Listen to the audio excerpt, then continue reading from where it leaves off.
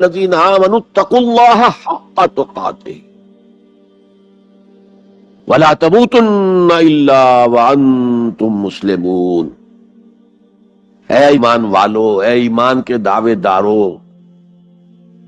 اے ایمان کا اعلان کرنے والو، اللہ کا تقوی اختیار کرو جتنا کہ اس کے تقوی کا حق، اور دیکھنا موت نہ آنے پائے مگر فرما برداری کی حالت میں۔ یہ آیت میرے نزدیک قرآن حکیم میں انفرادی تدین، تقوی، دینداری، صحیح اعمال کو اختیار کرنے کی تاکید کے اعتبار سے اہم ترین آیت۔ سب سے پہلی بات، اللہ کا تقوی اختیار کرو جتنا کہ اس کے تقوی کا حق ہے۔ صحابہ کرام اس پر پریشان ہو گئے، اس لیے کہ ہمارا اور صحابہ کرام کا قرآن مجید کو پڑھنا اور سننا، ان میں بہت فرق ہے۔ ہم قرآن پڑھتے ہیں ثواب کے حصول کے لیے، وہ قرآن پڑھتے تھے عمل کی نیت سے،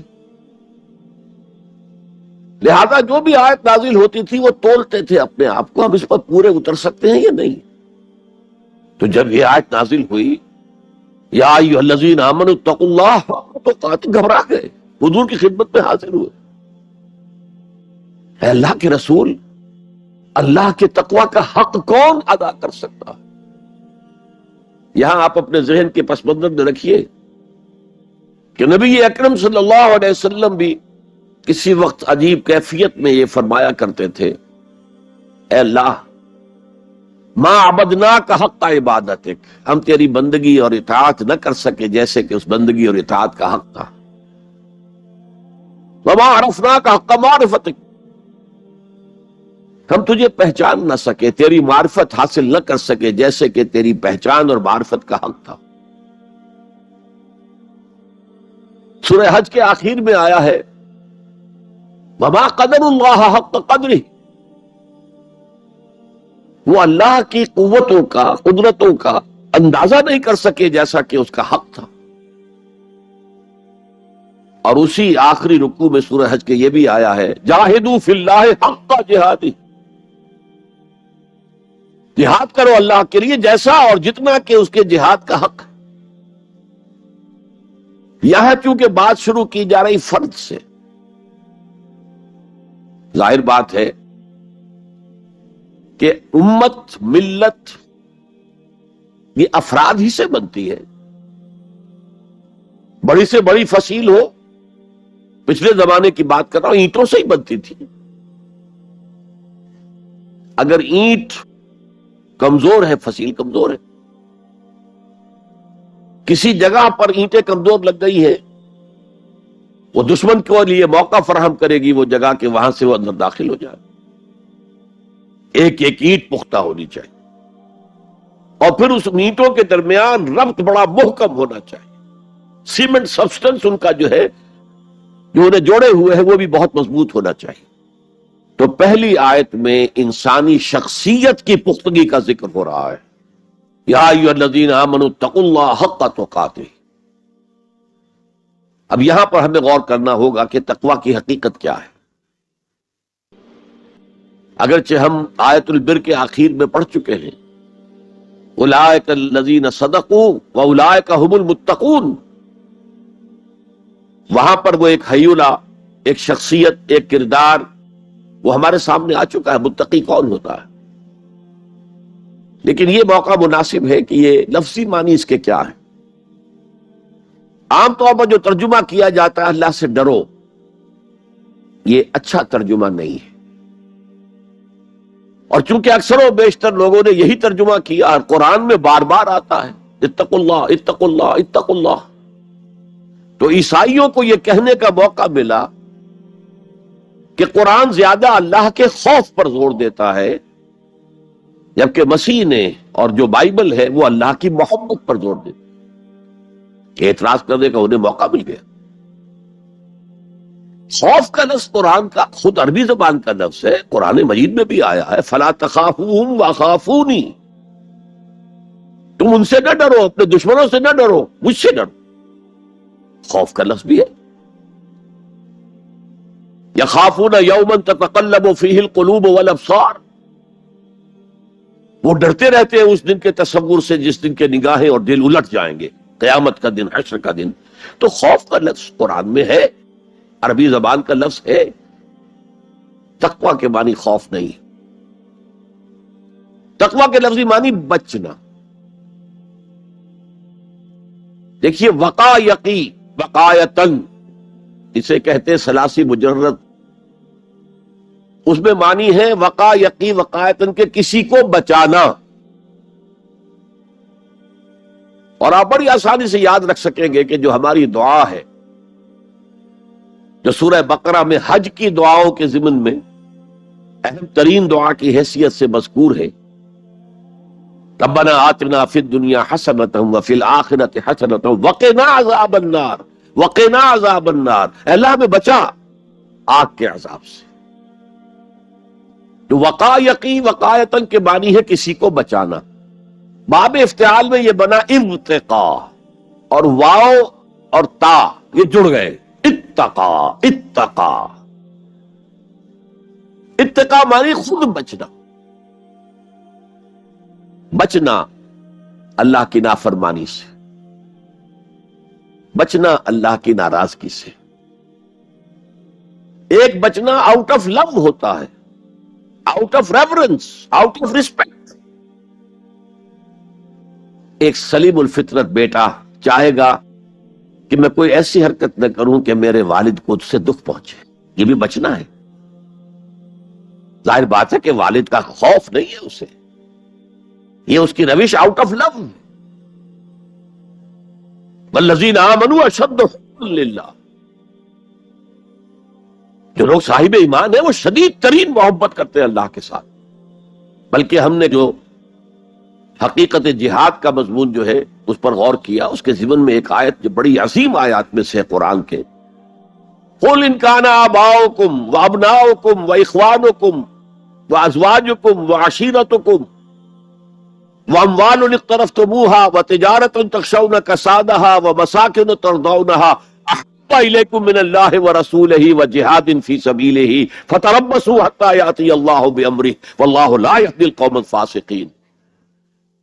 اے نبی ان سے کہہ دیجئے کہ اے لوگو، اگر تمہیں اپنے باپ اور اپنے بیٹے اور اپنے بھائی اور اپنے زوج، مرد کے لیے بیوی، بیوی کے لیے شوہر، اور اپنے رشتہ دار اور اپنے وہ مال جو تم نے بڑے محنت سے جمع کیے ہیں، اور اپنے وہ کاروبار جن میں کساد کا، سرد بازاری کا تمہیں خوف لاحق رہتا ہے، مندہ نہ ہو جائے،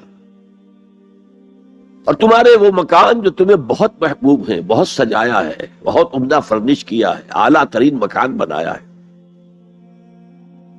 اگر یہ 8 چیزیں زیادہ محبوب ہیں اللہ سے اور اس کے رسول سے اور اللہ کی راہ میں جہاد سے، فتنسو، جاؤ، بیٹھے رہو، دفع ہو جاؤ، منتظر رہو، حتیٰ یاتی اللہ بامرہ، یہاں تک کہ اللہ اپنا فیصلہ سنا دے. واللہ لا یہدی القوم الفاسقین، اللہ ایسے فاسقوں کو ہدایت نہیں دیتا. تو در حقیقت یہ اللہ تعالیٰ کی محبت کے تحت ہے کہ اللہ اور اللہ کے ساتھ جو عہد وفا استوار کیا ہے، ایاک نعبد و ایاک نستعین، کہ آدمی پھونک پھونک کر قدم رکھے، کہیں میں اللہ کی کسی حد سے تجاوز نہ کر جاؤں، اللہ کی قائم کردہ کسی حد کو پھلانگ نہ جاؤں، کہیں ایسا نہ ہو کہ شریعت کا کوئی حکم میں پامال کر دوں. پھونک پھونک کر قدم رکھنا، لو سانس بھی آہستہ کہ نازک ہے بہت کام، آفاق کی اس کار گئے شیشہ گری کا، اس روش کا نام تقویٰ ہے. دنیا کا تقویٰ یہ ہے، آخرت کا تقویٰ یہ ہے آگ سے بچ جانا. نتیجہ ہے وَاتَّقُوا النَّارَ الَّذِي وَقُودُهَا النَّاسُ وَالْحِجَارَةُ، بچو اس آگ سے جس کا ایندھن بنیں گے انسان اور پتھر. یا ایھا الذین آمنوا قوا انفسکم واہلیکم نارا، اہل ایمان بچاؤ اپنے آپ کو اور اپنے اہل و عیال کو آگ سے. تو دنیا کا تقوی اور آخرت کا تقوی، یہ ہے تقوی کے لفظی معنی. بلکہ اس میں اضافہ کروں کچھ. ایک دفعہ حضرت عمر فاروق رضی اللہ تعالی عنہ یہ مجلس شورا میں یہ بحث چل نکلی، تقوی کسے کہتے ہیں، ہاؤ ٹو ڈیفائن تقوی. سب حضرات نے اپنی اپنی رائے دی.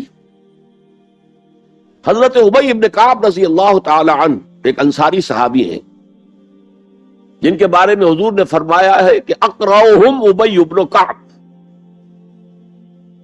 میرے صحابہ میں قرآن کا سب سے بڑا جاننے والا ابی ابن کعب ہے. وہ خاموش بیٹھے ہوئے سن رہے تھے باتیں. حضرت عمر نے خاص طور پر کہا ابی آپ نے کچھ نکاح فرمائے. اب انہوں نے کہا کہ امیر المومنین دیکھیے، اگر کبھی آپ کو کسی ایسے جنگل میں سے گزرنا پڑے جس میں کوئی پگڈنڈی نہیں ہے، بڑی اونچی اونچی گھاس ہے اور قدم قدم پر خاردار جو ہیں جھاڑیاں ہیں، تو آپ کیسے گزریں گے؟ جسے میں بار بار کہہ رہا ہوں، پھونک پھونک کر قدم رکھنا. دیکھ لو کہیں اس گھاس کے اندر یہاں کوئی سانپ جو ہے وہ کنڈلی مارے بیٹھا ہو، تمہارا پاؤں سانپ پر جا پڑے، یا کسی اور موذی جانور کے بل میں پاؤں جا پڑے، یا کہیں تمہارے کپڑے جو ہیں وہ کسی جھاڑی کے کانٹوں میں الجھ جائیں. بچ بچ کر نکلنا، یہ تقویٰ ہے. یہ زندگی ایک سفر ہے، ہماری منزل آخرت ہے. جیسے حضور نے فرمایا انما الدنیا خلقت لکم وانتم خلقتم للآخرہ، یہ دنیا تمہارے لیے بنائی گئی ہے، تمہارے لیے برتنے کا سامان ہے، لیکن تمہیں آخرت کے لیے بنایا گیا ہے، یہ تمہارا گھر نہیں ہے. تو یہ ہے تقویٰ. اور تقویٰ کی تعلیم قرآن مجید میں اتنی شد و مد کے ساتھ آئی ہے، اتنی شد و مد کے ساتھ آئی ہے، ایک ایک آیت میں دو مرتبہ. سورۃ النساء کی پہلی آیت، یا ایھا الناس اتقوا ربکم الذی خلقکم من نفس واحدۃ وخلق منها زوجها وبث منهما رجالا کثیرا ونساء واتقوا اللہ الذی تساءلون به والارحام ان اللہ کان علیکم رقیبا. ایک آیت میں دو مرتبہ تقویٰ کا حکم. اے لوگو، اے بنی آدم، اپنے اس رب کا تقویٰ اختیار کرو جس نے تمہیں ایک جان سے بنایا، اسی سے اس کا جوڑا بنایا اور ان سے کثیر تعداد میں مردوں اور عورتوں کو زمین میں پھیلا دیا. یہ 600-650 کروڑ جو انسان آج دنیا میں ہے، یہ سب کون ہے؟ آدم اور حوا کی نسل سے. پھر اسی آیت میں دوبارہ واتقوا اللہ الذی تساءلون به والارحام، تقویٰ اختیار کرو اس اللہ کا جس کا ایک دوسرے کو واسطہ دیتے ہو. کوئی سائل مانگتا ہے تو اللہ کے نام پر مانگتا ہے. تم میں جا کر اپنے کسی عزیز سے یا دوست سے کہتے ہو کسی کام کے لیے، بھائی یہ کام بہت ضروری ہے، اللہ کے لیے جلد از جلد اس کام کو کر دو، واسطہ اللہ. یا جیسے کہ سورہ حشر میں ایک آیت میں دو دفعہ، یا ایھا الذین آمنوا اتقوا اللہ ولتنظر نفس ما قدمت لغد واتقوا اللہ ان اللہ خبیر بما تعملون. اے ایمان والو، اللہ کا تقویٰ اختیار کرو اور دیکھو کل کے لیے کیا بھیج رہے ہو آگے. تمہارے اعمال جو جا رہے ہیں، جمع ہو رہے ہیں تمہارے نامہ اعمال میں، وہ اعمال کون سے ہیں، اچھے ہیں یا برے ہیں. اور اللہ کا تقویٰ اختیار کرو اور دیکھو، جان لو وہ تمہارے اعمال سے باخبر ہے، بے خبر نہیں ہے. تاہم یہ الفاظ جو ہے میرے نزدیک قرآن مجید میں تقویٰ کی تاکید کے اعتبار سے انتہائی مؤکد مقام ہے. جیسا کہ میں نے عرض کیا، صحابہ گھبرا گئے، حضور اللہ کے تقویٰ کا حق کون ادا کر سکتا؟ پھر جب سورہ تغابن کی آیت نازل ہوئی تو ان کے جان میں جان آئی. وہاں فرمایا گیا فاتقوا اللہ ما استطعتم، اللہ کا تقویٰ اختیار کرو جتنا بھی تمہارے حد استطاعت میں ہے، امکانی حد تک اللہ کا تقویٰ اختیار. پھر جان میں جان آئی. آدمی اپنے مقدور بھر اپنی ہمت کے مطابق تو کام کر سکتا ہے، لیکن اللہ کا حق ادا کرنا یہ کیسے ممکن ہے؟ اچھا، ابھی یہ آیت مکمل نہیں ہوئی، دوسرا حصہ اس سے بھی زیادہ تاکیدی ہے. وَلَا تَمُوتُنَّ إِلَّا وَأَنْتُمْ مُسْلِمُونَ، اور دیکھنا موت نہ آنے پائے مگر فرما برداری کی حالت۔ یہاں پر بھی عام طور پر ترجمہ کر دیتے مسلم ہونے کی حالت میں۔ مسلم تو ہم گناہ کر رہے ہیں تب بھی مسلم ہے، گناہ سے پہلے بھی مسلم ہے، گناہ کے بعد بھی مسلم ہے، یہ نہیں ہے مطلب۔ فرما برداری مسلم کے اصل معنی کیا ہے؟ موت نافرمانی کی حالت میں کہیں نہ آ جائے تمہیں، وہ کوئی ضمانت تمہارے پاس نہیں ہے کہ تم کسی گناہ کا ارتکاب کر بھی چکو گے، پھر تمہیں توبہ کا وقت بھی مل جائے گا، پھر موت آئے گی، اس سے پہلے موت نہیں آ سکتی۔ کیا معلوم عین اس گناہ کے ارتکاب کے دوران موت آ جائے، وہ موت کیسی ہوگی؟ شاید آپ کے علم میں ہو، لکھنؤ کے ایک بہت بڑے شاعر تھے اور ان کی موت بہت ہی مکروہ حالات میں واقع، رات کو 2-3 بجے، جس کو آپ انگریزی میں کہتے ہیں in the small hours of the morning, شراب خانے سے نکلے، نشے میں دھت، چکر آیا، گرے، اور ساتھ ہی بدرو جا رہی تھی گندی نالی، اس میں گر گئے، وہاں سے لاش برآمد۔ کیسی موت ہے یہ؟ نافرمانی کی حالت میں موت آئی ہے، شراب کے نشے کی حالت میں موت آئی ہے۔ اور کیا یہ ممکن نہیں ہے کہ کوئی شخص بدکاری کا ارتکاب کر رہا اور عین اسی فعل کے دوران موت آ جائے؟ اچھا، اب اگر آپ نے طے کر لیا نہیں مروں گا مگر حالت فرما برداری میں، تو اس کی ایک ہی شکل ہے، کوئی لمحہ بھی نافرمانی میں بسر نہ ہو، مبادا اسی لمحے موت آ جائے۔ ہر لمحے کا پہرا دیجئے، ہر ساعت کی پوری حفاظت کیجئے، کہیں نافرمانی کا کوئی ارتکاب نہ ہو اور عین اس حالت میں کہیں موت نہ آ جائے۔ میں وہ حدیث آپ کو سنا چکا ہوں، لا یزنی الزانی حین یزنی وہو مومن، کوئی زانی حالت ایمان میں زنا نہیں کرتا، جب وہ زنا کر رہا ہوتا ایمان اس کے دل سے نکل کر اوپر سر پر منڈلاتا رہتا۔ کوئی چور حالت ایمان میں چوری نہیں کرتا، ولا یسرق السارق حین یسرق وہو مومن، کوئی شرابی حالت ایمان میں شراب نہیں پی سکتا، ولا یشرب الخمر حین یشرب وہو مومن۔ اگر ایمان بھی ہو دل میں اور یہ حرکات بھی ہو رہی ہو تو وہ ایمان 2 پیسے کا نہیں، 2 ٹکے کا نہیں، کیا اس ایمان کی قیمت ہے؟ کیا قدر و قیمت ہے اس کی؟ اب اگر عین اسی حالت کے اندر موت آ گئی تو یہ تو خلوع ایمان ہے، ایمان کا خالی ہو جانا ہے۔ یہ ہے وہ بات جو کہی گئی۔ اب یہ اسلام اور تقوی، ان دونوں کو یہاں نوٹ کر لیجئے۔ یا ایھا الذین آمنوا اتقوا اللہ حق تقاتہ ولا تموتن الا وانتم مسلمون، اے ایمان کے دعوے دارو، اللہ کا تقوی اختیار کرو جتنا کہ اس کے تقوی کا حق ہے، اور دیکھنا موت نہ آنے پائے مگر فرما برداری کی حالت میں۔ اب یہ اینٹیں اگر پختہ ہو گئی ہیں، ہم نے جہاد کے مختلف مراحل ان پر غور کیا تھا۔ پہلا مرحلہ کیا تھا؟ نفس امارہ کے خلاف جہاد، شیطان اور اس کی ذریت سلبی و مانوی کے خلاف جہاد، بگڑے ہوئے معاشرے کے جو پریشرز ہیں ان کے خلاف جہاد۔ یہ 3 جہاد کر کے کما حقہ فرض کیجئے کہ اب آپ تقوی اور فرما برداری کی روش پر راسخ ہو گئے، قائم ہو گئے۔ اب اگلا قدم کیا ہے؟ اب ان اینٹوں سے فصیل بنانی ہے۔ اینٹیں تو مضبوط ہو گئی، پوری طرح پک گئی، پختہ ہو گئی۔ وہ جو اقبال کہتا ہے کہ خام ہے جب تک تو ہے مٹی کا ایک انبار تو، اور پختہ ہو جائے تو ہے شمشیر بے زنہار تو۔ اور جس سے اکبر الہ آبادی نے بھی کہا ہے، اس سے بھی بہتر انداز میں کہا ہے، تو خاک میں مل اور آگ میں جل، جب خشت بنے تب کام چلے، ان خام دلوں کے عنصر پر بنیاد نہ رکھ، تعمیر نہ کر۔ اگر ساحل سمندر سے ریت لے کے گولا بنا لیں، وہ نم تو ہوتی ہے ریت، گولا بن جائے گا، پھر اسے شیشے پر بھی ماریں گے، شیشہ کھڑا رہے گا، ریت بکھر جائے گی۔ اسی گولے کو ذرا بھٹی میں ڈال کے پکا لو، روڑا بنا لو، تو خاک میں مل اور آگ میں جل. جب خشت بنے، جب اینٹ بنو گے تب کام چلے.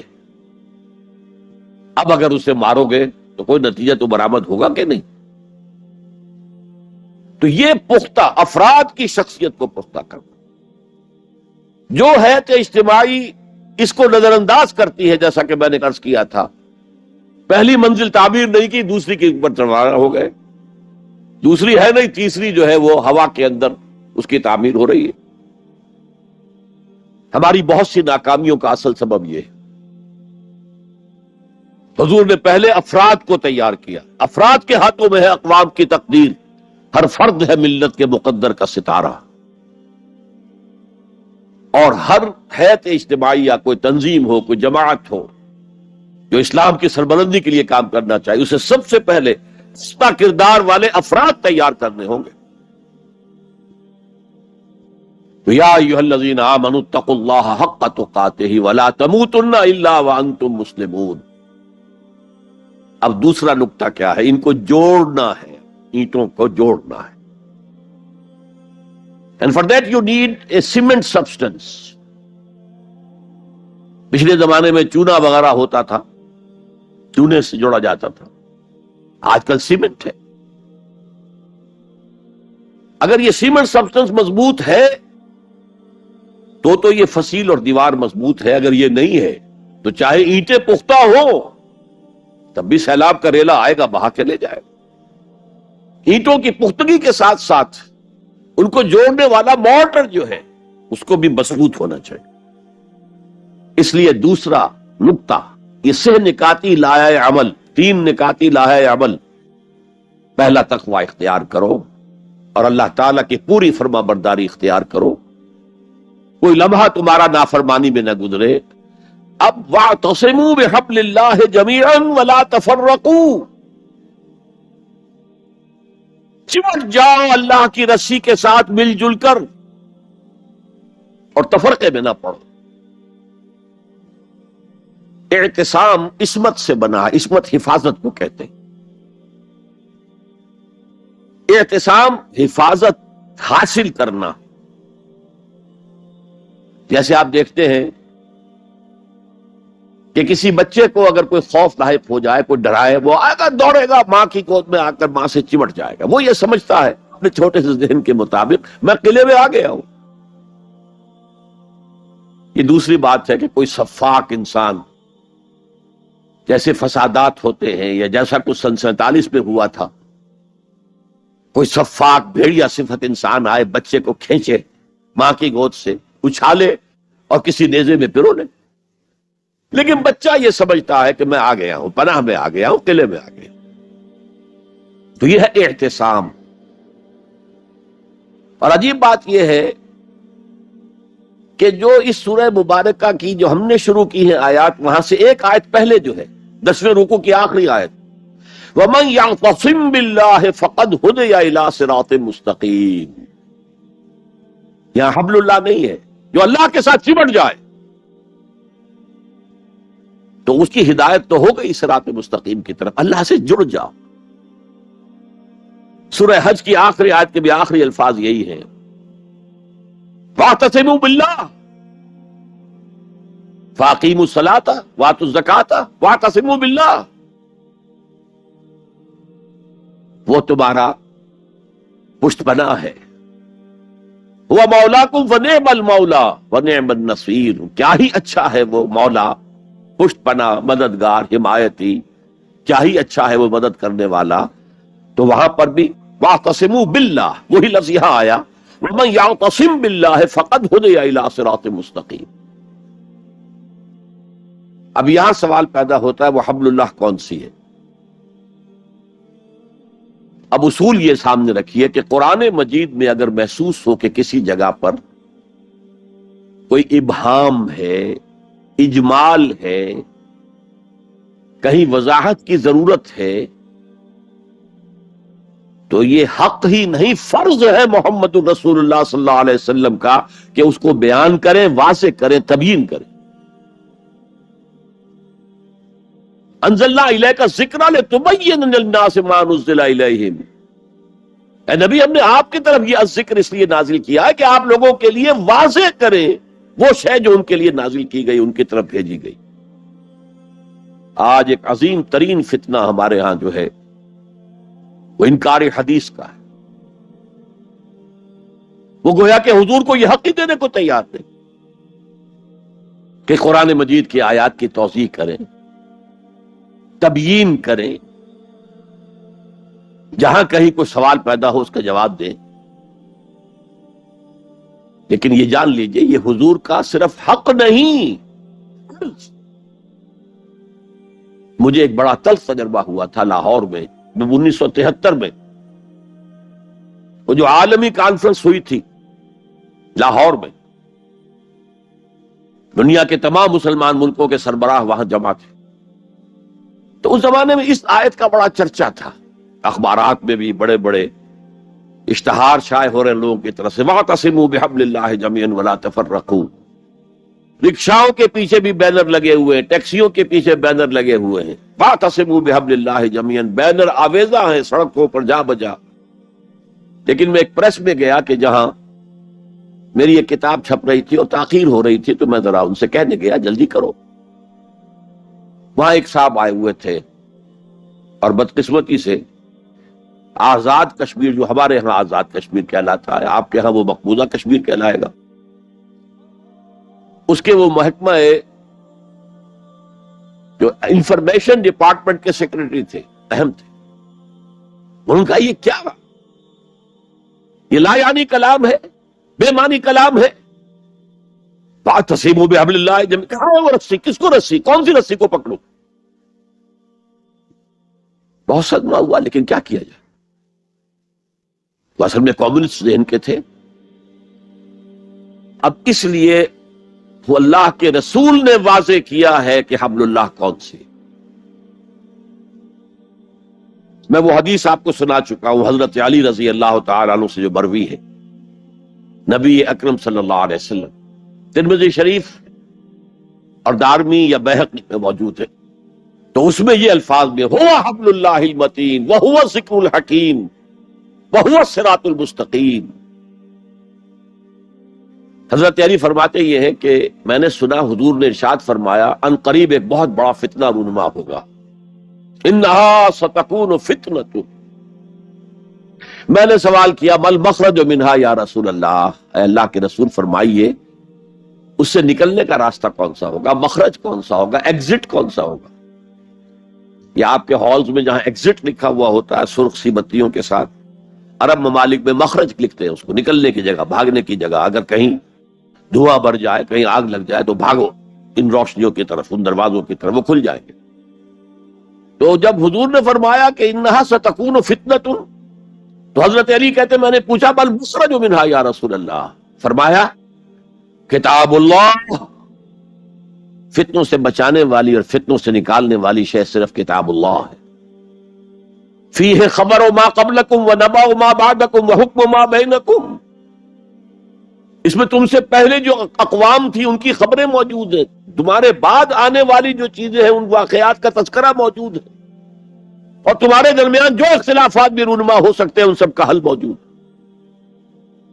وَهُوَ حَبْلُ اللَّهِ الْمَتِينُ وَهُوَ الصِّرَاطُ الْمُسْتَقِيمُ وَهُوَ ذِكْرُ اللَّهِ الْحَكِيمُ، اور یہی تو ہے اللہ کی مضبوط رسی، اور یہی تو ہے الذکر۔ تم نے الذکر نبل کیا بنا لیے ہیں، کس طرح کے اذکار، سب سے بڑا ذکر الذکر، یوں سمجھیے دی ریممبرنس از قرآن،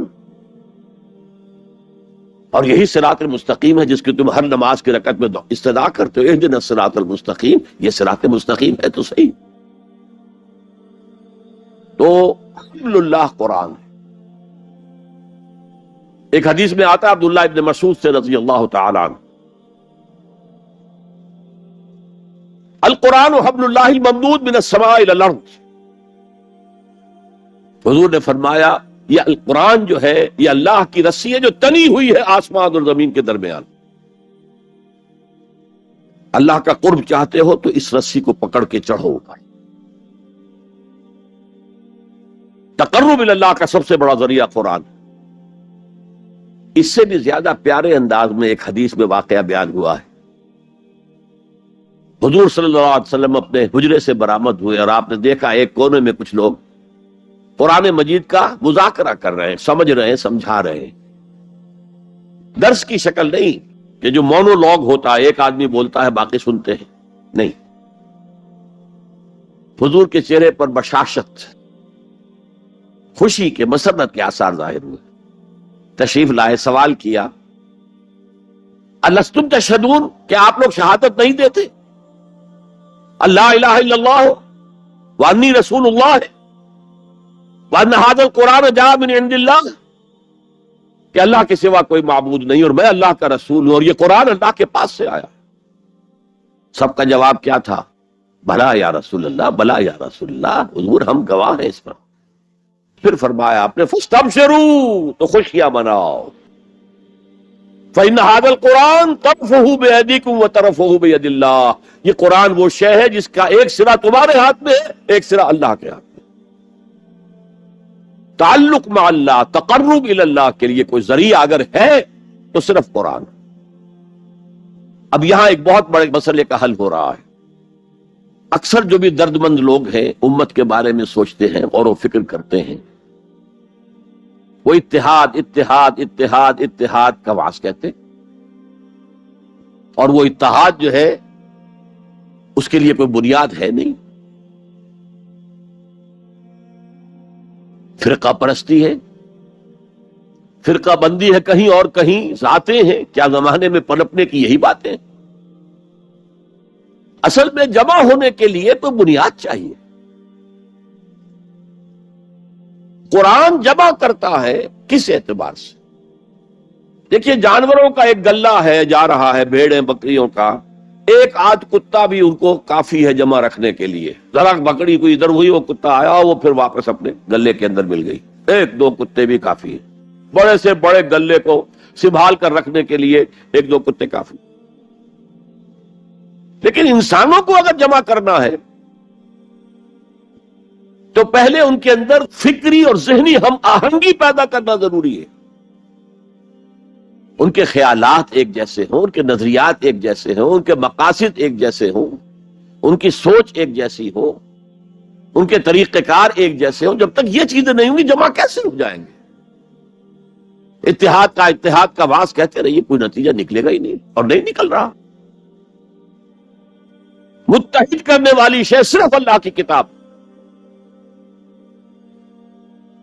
یہ آپ کے اندر فکری ہم آہنگی پیدا کرے گی، اور وہ بھی صرف قرآن کی تلاوت سے نہیں، قرآن کو سمجھنے سے، سمجھ کر پڑھنے سے. جس کے لیے میں بار بار عرض کر چکا ہوں کہ سمجھ کر پڑھنے سے مراد کیا ہے؟ اتنی عربی سیکھ کر پڑھنا کہ قرآن کا مفہوم براہ راست آپ کے ذہن اور قلب میں اترتا جائے. آپ کسی مترجم کے ترجمے کے ذریعے سے قرآن نہ پڑھیں، وہ سیکنڈ ہینڈ نالج ہو جائے گا. وہ تو آپ مترجم کی آنکھ سے قرآن پڑھ رہے ہیں، اپنی آنکھ سے نہیں پڑھ رہے. اگر اس طریقے سے قرآن کے ساتھ جڑ جایا جائے تو ذہنی ہم آہنگی ہوگی، فکری ہم آہنگی ہوگی، مقصد ایک ہو جائے گا، اعلاء کلمت اللہ. وہ جو کہا کسی نے کہ میری زندگی کا مقصد تیرے دی کی سرفرازی، میں اسی لیے مسلمان، میں اسی لیے نمازی. اگر مقصد ایک ہوگا تو ہم مقصد لوگوں کو کہتے ہیں امت. اما یا اموں کے معنی ارادہ کرنا. آمین البیت الحرام، وہ لوگ جو بیت الحرام کا قصد کر کے جا رہے ہیں، سفر کر رہے ہیں. تو امام جس کا کہ سب لوگ پیروی کر رہے ہیں، راستے کو امام کہتے ہیں اس لیے کہ آپ بھی راستے کے پیچھے پیچھے جا رہے ہیں، فالو کر رہے ہیں راستے کے ساتھ. راستہ مڑ گیا، آپ بھی مڑ گئے. تو امت وہ ہے ان لوگوں کا مجموعہ جن کا مقصد ایک ہے. آج ہم کہتے ہیں امت مسلمہ، امت مسلمہ. کہاں ہے امت مسلمہ؟ وحدت امت کا سب سے بڑا خودی خواہ ہندوستان میں علامہ اقبال، ایک ہو مسلم حرم کی پاسبانی کے لیے، نیل کے ساحل سے لے کر تا بخاک کاشغر. لیکن اس کو بھی ماننا پڑا ہے اپنے لیکچرز میں، reconstruction of religious thought in Islam. There is no Muslim Ummah present at this time. کوئی مسلم امت موجود نہیں ہے. Instead we have a number of Muslim nations. یہ بات چونکہ 1928 میں کہی، اس وقت تک تمام مسلمان ممالک جو ہے کولونیل پاورز، یورپین پاورز کے تحت تھے، غلام تھے، انڈونیشیا سے موریتانیہ تک سب غلام. وہ تو صرف صحرائے عرب کو چھوڑا ہوا تھا انہوں نے، کہ وہاں کچھ تھا ہی نہیں. اگر تیل اس وقت کہیں نکل آیا ہوتا تو اس میں تو وہ پنجے گاڑتے کہ جو کبھی پنجے نکلنے والے نہ ہوتے. بہرحال یہ ان سب کو جوڑنے والی شے جو اقبال کہتا ہے instead we have a number of Muslim nations. آج ہم کیا کہیں گے؟ Instead we have a number of Muslim countries. پھر مسلمان ممالک میں بھی ایتھنک، لنگوسٹک، کتنے جھگڑے، کتنے اختلافات، کتنے چکر چل رہے ہیں. تو اس اعتبار سے سوچئے کہ انسان کو جمع کرنے والی شے صرف وہ ہو سکتی ہے جو ان کے مقاصد کو یکجا کر دے، ان کے نظریات میں ہم آہنگی پیدا کر دے، ان کی سوچ کو ایک رنگ میں رنگ دے، پھر وہ بنیان مرصوص بن جائیں گے. علامہ اقبال نے بہت خوبصورت انداز میں کہا ہے، از یک آئینی مسلمان زندہ ہست. مسلمان اگر زندہ ہے تو ایک آئین کی وجہ سے ہے، وہ آئین قرآن. پیکر ملت ز قرآن زندہ ہست. یہ پیکر ملت جو ہے، جسم ہے ملت کا، جسد جو ہے، یہ اگر زندہ ہے تو قرآن کی بدولت ہے. جیسے میرا بدن ہے، میں زندہ ہوں تو جان کی وجہ سے، جان نکل جائے تو آپ کو معلوم ہے کچھ ہی دیر کے بعد یہ ڈیکمپوز ہونا شروع ہو جائے گا. اسے جلد از جلد قبر میں اتارنا ضروری ہے. از یکا آئینی مسلمان زندہ ہست، پیکر ملت ز قرآن زندہ ہست. ماں ہما خاکو دل آگاہ اوست، احتسامش کن کہ حبل اللہ اوست. ہم تو نری خاک ہیں، خاک کے سوا کچھ نہیں، اور اس کے اندر دل جو ہے وہ قرآن ہے. ماں ہما خاکو دل آگاہ اوست، قرآن ہے دل. احتسامش کن کہ حبل اللہ اوست، پکڑو اسے مضبوطی کے ساتھ کہ حبل اللہ وہ ہے. یہ احادیث کی ترجمانی ہو گئی کہ نہیں؟ خوبصورت. القرآن حبل اللہ ممدود من السماء الی الارض، احتسامش کن کہ حبل اللہ اوست. اس قرآن کو مضبوطی کے ساتھ تھامو، اس لیے کہ حبل اللہ وہ ہے. تو یہ دوسرا نقطہ ہے، واعتصموا بحبل اللہ جميعا ولا تفرقوا. تفرقوا کے لفظ پر توجہ کر لیجئے. تختلفوا نہیں ہے، اختلاف ہو سکتا ہے، دیانت کے ساتھ ہو سکتا ہے. تفرقہ یہ تم اور میں اور. جب اختلاف اس شدت کو پہنچ جائے کہ چھوٹے چھوٹے اختلافات کے اوپر کفر کے فتوے، تم اور ہم اور ہیں، من دیگرم تو دیگری، یہ تفرقہ ہے. اختلاف ہو سکتا ہے. اختلاف امام ابو حنیفہ امام شافعی میں ہوا، ٹھیک ہے، اور امام ابو حنیفہ کے شاگردوں میں ہو رہا ہے، انہوں نے اپنے استاد سے بھی اختلاف کیا، آپس میں بھی اختلاف کیا. لیکن اس اختلاف کو اپنی جگہ پر رکھیے. اختلاف اور ہے، افتراق اور ہے. افتراق، فرق، تم اور ہو میں اور ہوں، یہ کام غلط ہے. ملت کی ایک وحدت اس کو برقرار رکھتے ہوئے اگر فقہی اختلافات ہیں، مختلف مسائل میں اختلاف ہے، کوئی حرج نہیں ہے. میں کہہ نہیں سکتا کہ یہ عام طور پر ویسے حدیث کے طور پر ہی بیان ہوتی ہے، لیکن یہ کہ آیا اس کی سند صحیح ہے یا نہیں میں نہیں کہہ سکتا. کہ اختلاف امتی رحمت، میری امت کا اختلاف تو رحمت ہے. ایک وقت میں ایک قول کے اوپر ہم عمل کر رہے تھے، حالات بدلے، معلوم ہوا کہ نہیں، وہ دوسرے صاحب کا قول زیادہ صحیح معلوم ہوتا ہے. قاضی ابو یوسف کے بجائے امام محمد کا قول زیادہ صحیح لگتا ہے. آج کل کے حالات میں ہمیں اس پر اختیار کر لینا چاہیے. ہو سکتا ہے رحمت ہے، اختلاف امتی رحمت. لہذا اختلاف جو ہے، لا یزالون مختلفین وَلِذَلِكَ خَلَقَهُمْ، یہ لوگ اختلاف تو کریں گے، اور اسی لیے اللہ نے انہیں پیدا کیا ہے. دو بھائیوں کی شکلیں نہیں ملتی ہیں، اختلاف ہے، گنا گونی ہے، مونوٹنی نہیں ہے. مونوٹنی تو انسان کو بور کر دیتی ہے. تنوع، گلہائے رنگا رنگ سے ہے رونق چمن، اے ذوق اس چمن کو ہے زیب اختلاف سے، گلہائے رنگا رنگ۔ تو اختلاف اور شے ہے، لیکن جو اختلاف افتراق کا سبب بن جائے وہ ہے اصل میں کہ جو پھر امت کی جڑوں کو گویا کہ اس کے اوپر تیشہ بن کر گرنے والی شے۔ وَاعْتَصِمُوا بِحَبْلِ اللَّهِ جَمِيعًا وَلَا تَفَرَّقُوا، اب یہ خاص عرب کے ان حالات کے پس منظر میں فرمایا جا رہا ہے، اور سب سے زیادہ یہ کہ مدینہ منورہ کے جو حالات تھے تاریخی اعتبار سے۔ وَاذْكُرُوا نِعْمَةَ اللَّهِ عَلَيْكُمْ إِذْ كُنْتُمْ أَعْدَاءً فَأَلَّفَ بَيْنَ قُلُوبِكُمْ فَأَصْبَحْتُمْ بِنِعْمَتِهِ إِخْوَانًا، اور یاد کرو اللہ کے انعام کو جو تم پر ہوا ہے کہ تم تو دشمن تھے آپس میں، پورے عرب میں بھی قتل و غارت گری، جنگ و جدل تم کو پیشہ تھا، کہیں پانی پینے پلانے پہ جھگڑا، کہیں گھوڑا آگے بڑھانے پہ جھگڑا، جھگڑا ہی جھگڑا۔ ان کی تو طبیعت ثانیہ جو ہے وہ تھی جنگ و جدال، بس اس میں حرم محفوظ تھا، انا جعلنا حرما آمنا، یہ امن کی جگہ تھی۔ دور جاہلیت میں بھی حال یہ تھا، عربوں کے اندر اس قدر حرم کی جو حرمت ہے اور اس کے امن کی جو اہمیت تھی کہ اگر کسی شخص کے باپ کو کسی نے قتل کیا اور اب وہ اپنے اس باپ کے قاتل کو تلاش کر رہا ہے سال ہا سال سے، اسی میں لگا ہوا انتقام لینے کو، ان کے جذبات کے اندر انتقام تھا، اور اب اس نے حرم میں دیکھ لیا ہے اپنے باپ کے قاتل کو تو اسے کچھ نہیں کہے گا، یہ امن کی جگہ ہے۔ تو قریش کو امن حاصل تھا، لإلاف قریش إِلَافِهِمْ رِحْلَةَ الشِّتَاءِ وَالصَّيْفِ فَلْيَعْبُدُوا رَبَّ هَذَا الْبَيْتِ الَّذِي أَطْعَمَهُم مِّن جُوعٍ وَآمَنَهُم مِّن خَوْفٍ۔ باقی تو پورے عرب کے اندر، اور وہ بھی اشہر حرم جو ہے ان کے اندر جنگ بند ہو جاتی تھی، ورنہ جنگ دن رات چلتی تھی، اور خاص مدینے میں آپ کو معلوم ہے جنگ بعاث جو اوس اور خزرج کے درمیان 100 سال تک چلتی رہی، نسلاً بعد نسل۔ ابھی انہوں نے اتنے لوگ ان کے قتل کر دیے، جواب انہوں نے ان کو اتنے لوگ قتل کر دیے، پھر جیسے کہ ہمارے دیہات میں ہوتا ہے قتل در قتل، قتل در قتل، وہاں قبیلوں کے مابین جنگ بعاث جو ہے 100 سال سے چل رہی تھی۔ تو وَاذْكُرُوا نِعْمَةَ اللَّهِ عَلَيْكُمْ إِذْ كُنْتُمْ أَعْدَاءً فَأَلَّفَ بَيْنَ قُلُوبِكُمْ فَأَصْبَحْتُمْ بِنِعْمَتِهِ إِخْوَانًا، تو تم ہو گئے ہو اللہ کی نعمت سے آپس میں بھائی بھائی۔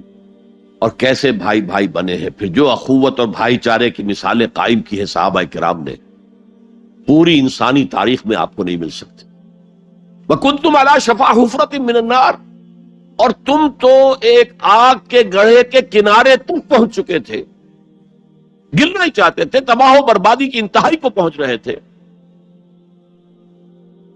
میں آپ کو بتا چکا ہوں ایک پس منظر کہ مدینے کے حالات میں ایک تاریخی اعتبار سے سازگاری کی ایک وجہ یہ بھی تھی کہ اب اوس اور خزرج تھک گئے تھے، لڑ کر ایک دوسرے کو مار کر تھک گئے تھے، اور وہ سوچ رہے تھے کوئی آربیٹریٹر ہونا چاہیے، ہمیں کوئی بادشاہ بنا لینا چاہیے جس کا حکم اوس بھی مانے خزرج بھی مانے۔ اور قرۂ فال بنامے من دیوانہ زدن، اس کے لیے قرۂ فال نکلا تھا عبداللہ ابن امی کا، اس کے لیے تاج تیار ہو گیا تھا سونے کا، ابھی تاج پوشی باقی تھی کہ حضور تشریف لے آئے بے تاج بادشاہ کی حیثیت سے، اس کے سارے خواب جو ہے وہ بکھر گئے، تو انہیں ضرورت کا احساس تھا، لڑ کر تھک گئے، کب تک لڑیں گے، ہمارے قبیلے جو ہے ختم ہو جائیں گے لڑ کر۔ تو اسی کی طرف اشارہ ہو رہا ہے، کنتم علی شفا حفرۃ من النار، حفرہ گڑھا، شفا شفتین ہیں یہ دو ہونٹ جن کے درمیان یہ منہ کا گڑھا ہے، تم تو ایک ہونٹ پر، اس گڑھے کے ایک ہونٹ پر پہنچ چکے تھے، ایک کنارے تک پہنچ چکے تھے، فانقذکم منہا، اللہ نے وہاں سے تمہیں بچایا ہے۔ یہی تمثیل اختیار کی ہے حضور نے صلی اللہ علیہ وسلم، اے لوگوں میری اور تمہاری مثال ایسی ہے کہ آگ کا ایک بڑا گڑھا ہے، تم اس میں گر پڑنا چاہتے، تمہیں نظر نہیں آ رہا، اور میں تمہارے کپڑے پکڑ کر گھسیٹ رہا۔ کذالک یبین اللہ لکم آیاتہ لعلکم تہتدون، اسی طرح اللہ تعالیٰ واضح کرتا ہے تمہارے لیے اپنی آیات کو تاکہ تم ہدایت حاصل کر سکو، ہدایت پر آ جاؤ، ہدایت قبول کرو۔ تو یہ دوسرا نقطہ ہوا۔ پہلا نقطہ کیا تھا؟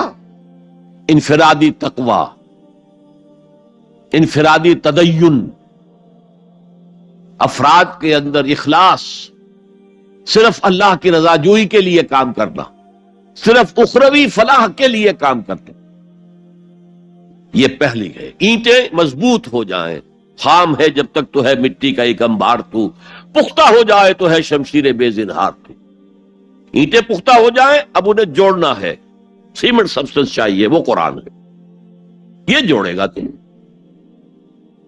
چنانچہ یہی بات حضرت شیخ الہند مولانا محمود حسن دیوبندی اسیر مالٹا نے اپنی اسیری سے رہائی پانے کے بعد واپس جب آئے ہیں تو دیوبند میں علماء کے ایک بڑے اجتماع سے خطاب کر کے کہی۔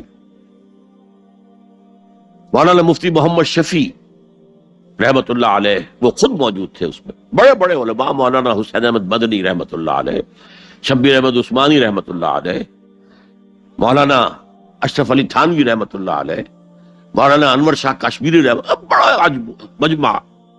اور کہا حضرت شیخ الہند نے، ہم نے تو اپنی اسیری کے 4 سالوں کے دوران جتنا غور کیا تو ہماری اس وقت کی امت کی زبوں حالی کے 2 سبب سامنے آئے۔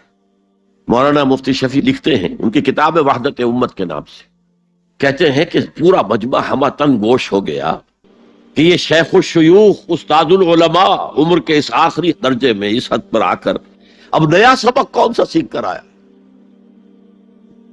تاکہ ہمیں تو اس کے 2 سبب معلوم ہوئے، ایک ہمارا قرآن کو ترک کر دینا، لفظ نوٹ کیے، ترک کر دینا، اور دوسرا ہمارے آپس کے اختلافات۔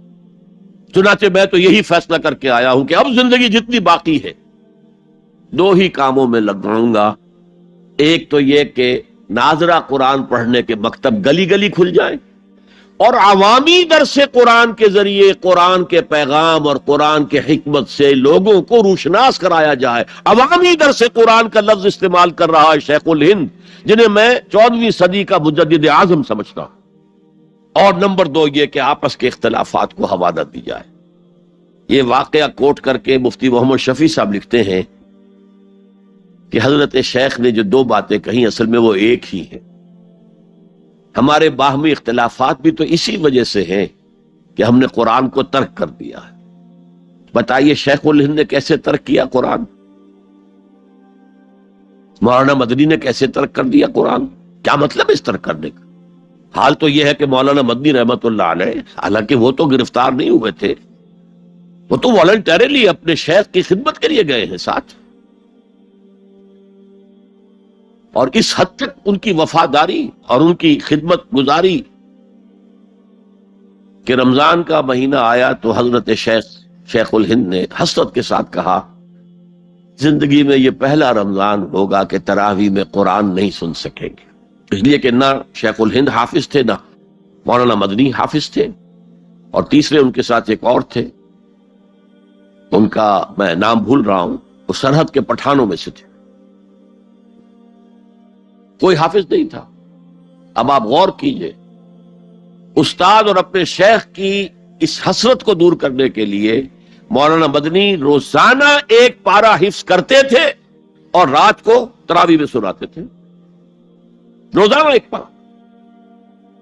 اور یہ انہونی بات نہیں ہے، جب ساری زندگی قرآن ہی سے شغف رہا ہے تو وہ ہے تو صحیح ذہن میں، اب صرف ان کے لنکس ملانے ہیں آپس میں، اور کیا ہے؟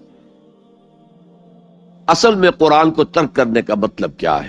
وہ اصل میں ایک اور بہت بڑے عالم دین کی بات سنیے آپ، مولانا سید انور شاہ کشمیری رحمت اللہ علیہ، جو دیوبند سے آ کر آپ کے قریب میں ڈابھیل میں انہوں نے مدرسہ قائم کیا تھا۔ وہ ایک مرتبہ قادیان میں ایک جلسہ علماء کیا کرتے تھے ہر سال رد قادیانیت کے لیے، تو ایک سال اسی طرح وہاں علماء جمع تھے۔ اب جس نے یہ واقعہ بیان کیا ہے اس کا نام میرے ذہن میں اس وقت نہیں ہے، کہ میں صبح مولانا انور شاہ کشمیری رحمت اللہ علیہ کی خدمت میں حاضر ہوا تو دیکھا کہ غم کی تصویر بنے بیٹھے، بہت اداس، غمگین۔ میں نے پوچھا حضرت کیا معاملہ ہے، کوئی خاص سبب ہے؟ فرمایا بھائی کیا سبب ہے، یہ سوچ رہا ہوں کہ اپنی زندگی عمر ضائع کر۔ میں نے کہا حضرت آپ نے زندگی ضائع کر دی، عمر ضائع کر دی؟ آپ نے علم، بیہقی وقت کہلاتے ہیں انور شاہ کشمیری، جیسے امام بیہقی تھے، محدث اور فقیہ دونوں اعتبارات سے بنا. تو آپ نے پڑھنے پڑھانے میں، سیکھنے سکھانے میں ساری عمر گزار دی، تو آپ کی زندگی ضائع کیسے؟ کہنے لگے ہم نے سارا زور اسی پر رکھا کہ ثابت کر دیں کہ شافعی کی رائے صحیح نہیں ہے، ہماری رائے صحیح ہے. اسی کے لیے دلائل، اسی کے لیے بحثیں، اسی کے لیے لمبی چوڑی جو ہے ہمارے ہاں نشستیں منعقد ہوئی مدارس کے اندر. حالانکہ اللہ کے ہاں یہ ہم سے سوال نہیں ہوگا. گمراہیاں طرح طرح کی پھیل رہی ہیں اور ہم ان بحثوں میں لگے ہوئے. حالانکہ زیادہ سے زیادہ یہ کہا جا سکتا ہے کہ قول اصحابنا ثواب محتمل الخطا، اور جو قول دوسروں کا ہے وہ خطا ہے محتمل الثواب. زیادہ سے زیادہ یہ کہہ سکتے ہیں ہم کہ ہمارے جو اسلاف ہیں، ہمارے جو اساتذہ ہیں، ان کا قول صحیح ہے، اگرچہ اس کے خطا ہونے کا بھی امکان ہے. ہم یہ نہیں کہہ سکتے کہ اس کے غلط ہونے کا کوئی امکان ہی نہیں، معصوم تو وہ نہیں تھے. اور قولہم، ان کا جو ہمارے سامنے ہے مد مقابل ہے، اور وہ شافعی ہیں. اصل تو جو ٹکراؤ تھا وہ فقہ حنفی اور فقہ شافعی کے مابین تھا. ہم صرف یہ کہہ سکتے ہیں کہ ان کا یہ قول خطا ہے، غلطی ہے، اگرچہ احتمال موجود ہے کہ وہی صحیح ہو. اس کے سوا تو ہم کچھ نہیں کہہ سکتے. اور ہم نے اپنی ساری زندگی اس کام میں لگا دی. لیکن میں کہہ نہیں سکتا اس پر کتنے رنج اور صدمے کا اظہار کروں کہ مجدد وقت شیخ الہند رحمۃ اللہ علیہ اور بیہقی وقت مولانا انور شاہ کاشمیری رحمۃ اللہ علیہ، ان کی ان باتوں کا کوئی اثر ان کے شاگردوں نے قبول نہیں کیا. وہی روش ہے، وہی فقہی بحثیں ہیں. جب میں نے پاکستان میں تحریک خلافت کا آغاز کیا، کچھ احادیث بیان کی، اچھے علماء نے کہا کہ ڈاکٹر صاحب ہم نے تو یہ حدیثیں پہلی مرتبہ آپ سے سنی. یہ حدیثیں جو ہیں یہ ہیں کتاب الملاحم میں، اشراط الساعہ، علامات القیامہ، کتاب الفتن. اور حدیث کے ان ابواب پر تو پہنچتے پہنچتے ہم ایگزاسٹ ہو چکے ہوتے ہیں. ہماری ساری بحثیں جو ہے وہ ختم، اور وقت ختم ہو جاتا ہے ان فقہی بحثوں کے اندر. یہاں تک تو ہم پہنچتے ہی نہیں. بہرحال دوسرا نقطہ جیسا کہ میں نے عرض کیا، پہلا اینٹیں پکاؤ، مضبوط کرو. یا ایھا الذین آمنوا اتقوا اللہ حق تقاتہ ولا تموتن الا وانتم مسلمون. اور دوسرا ان کو جوڑنے کے لیے قرآن کو ایز اے سیمنٹ سبسٹنس استعمال کرو. واعتصموا بحبل اللہ جميعا ولا تفرقوا واذکروا نعمت اللہ علیکم اذ کنتم اعداء فالف بین قلوبکم فاصبحتم بنعمتہ اخوانا وکنتم علی شفا حفرۃ من النار. تم تو تباہی آگ کے گڑھے کے کنارے تک پہنچ گئے تھے، گرا چاہتے تھے. فانقذکم منہا، تو اللہ نے اس سے تمہیں نکالا ہے. کذالک یبین اللہ لکم آیاتہ لعلکم تہتدون. اسی طرح اللہ تعالیٰ تمہارے لیے اپنی آیات کی تبیین کر رہا ہے، وضاحت کر رہا ہے تاکہ تم ہدایت حاصل کر سکو. اب تیسری بات، یہ جو اینٹوں کو پکا کر اور پھر ان کو جوڑ کر جو ایک اجتماعیت وجود میں آئی، اس کے مقاصد کیا ہیں؟ کیا کشور کشائی کرنی ہے؟ ملکوں کو فتح کرنا ہے؟ کیا کرنا ہے؟ اپنے قوم کی سربلندی، اس کے لیے یہ قوت صرف کرنی ہے؟ کیا ہے کرنی؟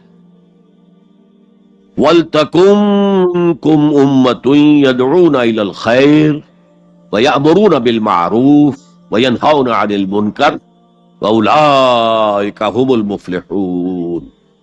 اب یہاں پر من جو ہے، منکم، اس کے معنی میں اختلاف ہے.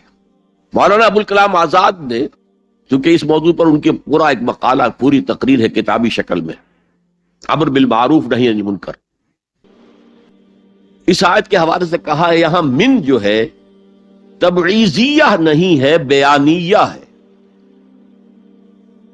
ثقیل اصطلاحات ہے. مطلب کیا ہے؟ تم میں سے کچھ، یعنی سب نہیں، کچھ تو ہوں. جیسے ابھی آپ نے ترجمہ سنا، تم میں سے کچھ لوگ تو ایسے ہونے ہی چاہیے جو یہ کام کریں. تو یہ گویا کہ تبعیضیہ ہو گیا، تم میں سے کچھ. بیانیہ کیا ہے؟ تم سے ایک ایسی امت وجود میں آنی چاہیے. بڑی پیاری مثال دی ہے انہوں نے، عربی میں کہتے ہیں للامیر من اولاد ہی جندن. فلاں جو امیر ہے، فلاں علاقے کا جو بھی امیر ہے، بادشاہ ہے، اس کی تو اپنی اولاد سے ایک لشکر بن جاتا ہے، یعنی اس کی اولاد اتنی ہے کہ گویا کہ وہ لشکر دل امیر ہے. من اولاد ہی جندن، یہ یہاں من تبعیضیہ نہیں ہے، من بیانیہ ہے کہ اولاد ہی ایک لشکر کی شکل میں ہے. لیکن اکثر علماء نے یہاں پر من کو تبعیضیہ قرار دیا ہے، جیسے کہ ابھی ترجمہ آپ نے سنا تو اس میں بھی تھا، میرا بھی اتفاق اسی سے. اس لیے کہ چند آیتوں کے بعد وہ آیت بھی آ رہی ہے، آیت نمبر 110، جس میں پوری امت کے لیے یہی کام قرار دیا گیا. کن تم، یہاں ہے ولتکن، تم میں سے یا تمہارے ذریعے سے وجود میں آئے ایک امت. وہاں کن تم خیر امت اخرجت للناس تأمرون بالمعروف وتنہون عن المنکر وتؤمنون باللہ. تم وہ بہترین امت بن گئے ہو، بن چکے ہو، جو دنیا والوں کے لیے نکالی گئی ہے. یہ پہلے بھی میں عرض کر چکا ہوں کہ باقی ہر قوم دنیا کی اپنی بھلائی کے لیے، اپنی فلاح کے لیے، اپنے مفادات کے لیے، اپنی مصلحتوں کے لیے کوشاں ہوتی ہے. نہیں، تمہارا معاملہ یہ نہیں ہے، تمہیں دنیا والوں کی ہدایت کے لیے نکالا گیا ہے. وہ جو اقبال نے کہا ہے، ہم تو جیتے ہیں کہ دنیا میں تیرا نام رہے، کہیں ممکن ہے کہ ساقی نہ رہے جام رہے. مسلمانوں کی تو زندگی اس لیے ہے کہ دنیا میں یہ جام توحید، جام ہدایت گردش میں لائیں. ہماری حیثیت ساقی کی ہے. ہم تو جیتے ہیں کہ دنیا میں تیرا نام رہے، کہیں ممکن ہے کہ ساقی نہ رہے جام رہے. جام کیسے حرکت میں آئے گا اگر ساقی نہیں ہے؟ تو ہم تو پوری دنیا کو سیراب کرنا چاہتے ہیں اس شراب حقیقت سے. تو ایک ہے پوری امت کا فرض منصبی، اور وہ اس آیت میں آیا ہے، آیت نمبر 10 میں. یہ آیت جو ہے آیت 110، یہ ہم وزن ہے سورہ بقرہ کی اس آیت کے وَكَذَلِكَ جَعَلْنَاكُمْ أُمَّةً وَسَطًا لِتَكُونُوا شُهَدَاءَ عَلَى النَّاسِ وَيَكُونَ الرَّسُولُ عَلَيْكُمْ شَهِيدًا. اسی طرح ہم نے تمہیں ایک امت وسط بنایا، درمیانی امت بنایا، بہترین امت بنایا، تاکہ تم گواہی دو اور گواہ بنو قیامت کے دن تمام نوع انسانی کے خلاف، اور رسول ہمارے صلی اللہ علیہ وسلم تم پر گواہی دے اور قیامت میں گواہی دے کہ اے اللہ میں نے تیرا دین ان تک پہنچا دیا تھا. Now they are accountable, they are responsible. They can't plead ignorance. یہ نہیں کہہ سکتے کہ بات پہنچائی نہیں گئی، میں نے پہنچا دی تھی. تو امت کا مقصد کیا ہے؟ شہادت علی الناس، اتمام حجت. لئلا یکون للناس علی اللہ حجت بعد الرسل وکان اللہ عزیزا حکیما. ہم نے اپنے رسولوں کو بشیر و نذیر بنا کر بھیجا اس لیے کہ لوگوں کے پاس کوئی حجت باقی نہ رہ جائے. اللہ ہمیں تو پیغام پہنچا ہی نہیں، تو محاسبہ کس بات کا؟ لئلا یکون للناس علی اللہ حجت بعد الرسل. رسولوں کی آمد کے بعد اب یہ نہیں کہہ سکتے کہ ہم تک پیغام نہیں پہنچا. سب سے سخت محاسبہ انہی کا ہوگا جن کو براہ راست رسولوں نے تبلیغ کی ہے. اور یہی وجہ ہے کہ جن کو براہ راست رسولوں نے تبلیغ کی اور انہوں نے بحیثیت مجموعی رد کر دیا ان کی دعوت کو، ان کو ہلاک کر دیا، نسیم منسیہ کر دیا. اسے کہتے ہیں عذاب استیصال، جڑ سے اکھیڑ کر پھینک دینا. اصل کہتے ہیں جڑ کو، استیصال جڑ سے اکھیڑ دینا. اگر جڑ نہیں نکلے گی تو پودا دوبارہ پھوڑ آئے گا. جس کو کہا ہے کالم یغنو فیہا، ایسے ہو گئے قوم نوح، قوم ہود، قوم صالح، قوم شعیب، آل فرعون، کالم یغنو فیہا، جیسے کبھی یہاں تھے ہی نہیں. لا یرا الا مساکنہم، اب مسکن تو نظر آ رہے ہیں. قوم سمود کے مسکن آج بھی نظر آ رہے ہیں. 7000 سال پہلی پرانی بات ہے یہ. آج بھی جائیے، جا کر دیکھیے اس علاقے کے اندر جو انہوں نے چٹانیں تراش کے، کس قدر خوبصورت وہ ہے، تراشے گئے ہیں، کتنے ایگزیکٹ ڈائمینشنز کے ساتھ ہیں. وہ جا کر دیکھیے، میں دیکھ کر آیا ہوں. 7000 سال پرانی تہذیب تھی. تو بہرحال قوموں کو پھر ہلاک کیا جاتا تھا. البتہ جن پر بالواسطہ تبلیغ ہوتی ہے ان کے لیے یہ انجام نہیں ہے. بلا واسطہ رسول نے اتمام حجت کر دیا تو اب رعایت نہیں ہے، اب وہ ہلاک کر دیے جائیں گے اگر وہ نہیں مانتے. تو اب یہ ہے کہ یہ امت محمد صلی اللہ علیہ وسلم شہداء علی الناس، یہ سورہ بقرہ میں کہا، اور کنتم خیر امت اخرجت للناس، تم بہترین امت ہو جو نکالی گئی ہے، برپا کی گئی ہے لوگوں کے لیے. تمہارا کام کیا ہے؟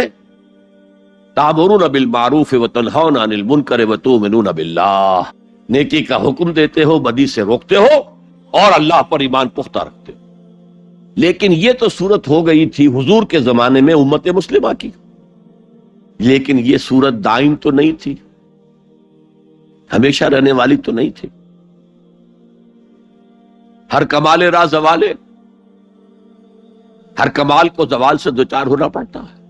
امت مسلمہ پر بھی زوال آیا، سب سے پہلے دوبارہ ملوکیت قائم ہو گئی،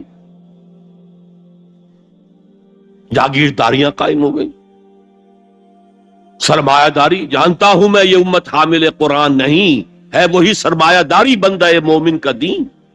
اب اس صورت میں کیا کیا جائے؟ امت تو بھول گئی، امت کو یہ یاد ہی نہیں کہ ہمیں تو دنیا والوں کو تبلیغ کرنی تھی، دنیا کو سمجھانا تھا، دنیا کو بتانا تھا، ان پر اتمام حجت کرنا تھا، ان تک دعوت و تبلیغ کا حق ادا کرنا تھا۔ امت تو بھول گئی اپنے گلچھروں میں، اپنے عیش میں، جسے حدیث نبوی میں کہا گیا ہے ملکن اعظم، کٹکھنی ملوکیت خلافت راشدہ کے بعد جو آئی ہے۔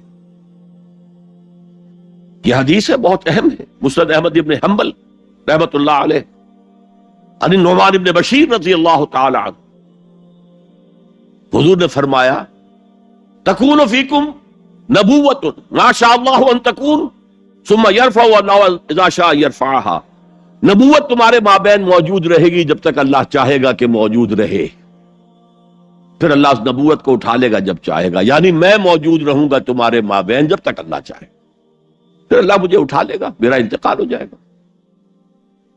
ثم تکون خلافت علی منہاج النبوہ، پھر ایک دور ہوگا خلافت کا جو نبوت کے نقش قدم پر ہوگی، فتکون ما شاء اللہ ان تکون، وہ بھی رہے گی جب تک اللہ چاہے گا کہ رہے، ثم یرفع اللہ اذا شاء یرفعها، پھر اس کو بھی اللہ اٹھا لے گا جب بھی چاہے گا۔ ثم تکون ملکا عظا، پھر ایک دور آئے گا کٹ کاٹ کھانے والی، عظا یعظ کہتے ہیں کاٹنا، پھر وہ کاٹ کھانے والی ظالم حکومت، ملوکیت، ملکن ملوکیت کا دور آ جائے گا۔ اب جب یہ دور آ گیا تو اب اس کا علاج کیا ہے؟ اور وہ دور گھٹتے گھٹتے گھٹتے گھٹتے جہاں تک بات پہنچ گئی ہے، یقیناً ہم سے تو بہت بہتر معاشرہ تھا بنو امیہ کے دور کا، لیکن یہ کہ اب ہم کہاں پہنچ گئے، سرے سے یاد ہی نہیں کہ ہمارا یہ کوئی فرض منصبی ہے، شہادت علی الناس کوئی ہماری ذمہ داری ہے، ہم مسئول ہوں گے اللہ کے ہاں، احساس ہی نہیں۔ اپنی روٹی، اپنی دال، یا اپنا مرغ پلاؤ متنجن جو بھی ہو، اپنا مکان، اپنی کوٹھی، اپنا محل، اپنی کار، اس کا نئے سے نیا جو ہے ماڈل، ساری ہماری سوچ تو ان چیزوں کے گرد ہے۔ کس کو یاد ہے کہ بحیثیت امت ہمارا فرض کیا تھا؟ اس حال میں کچھ لوگ تو ہونے چاہیے جو خوش میں آئیں، یہ ہے وَلْتَقُمْ مِنْكُمْ أُمَّةٌ۔ جب پوری امت سو جائے تو امت ودن امت قائم کی جائے۔ ایک بڑی امت ہے امت محمد، جو بالفعل امت کی حالت میں نہیں ہے، جو وحدت امت کا سب سے بڑا خودی خواہ ہے، اس کا قول میں آپ کو سنا چکا ہوں۔ At present there is no Muslim ummah. Instead we have a number of Muslim nations. And today we have a number of Muslim countries. That's all. امت کہاں ہے؟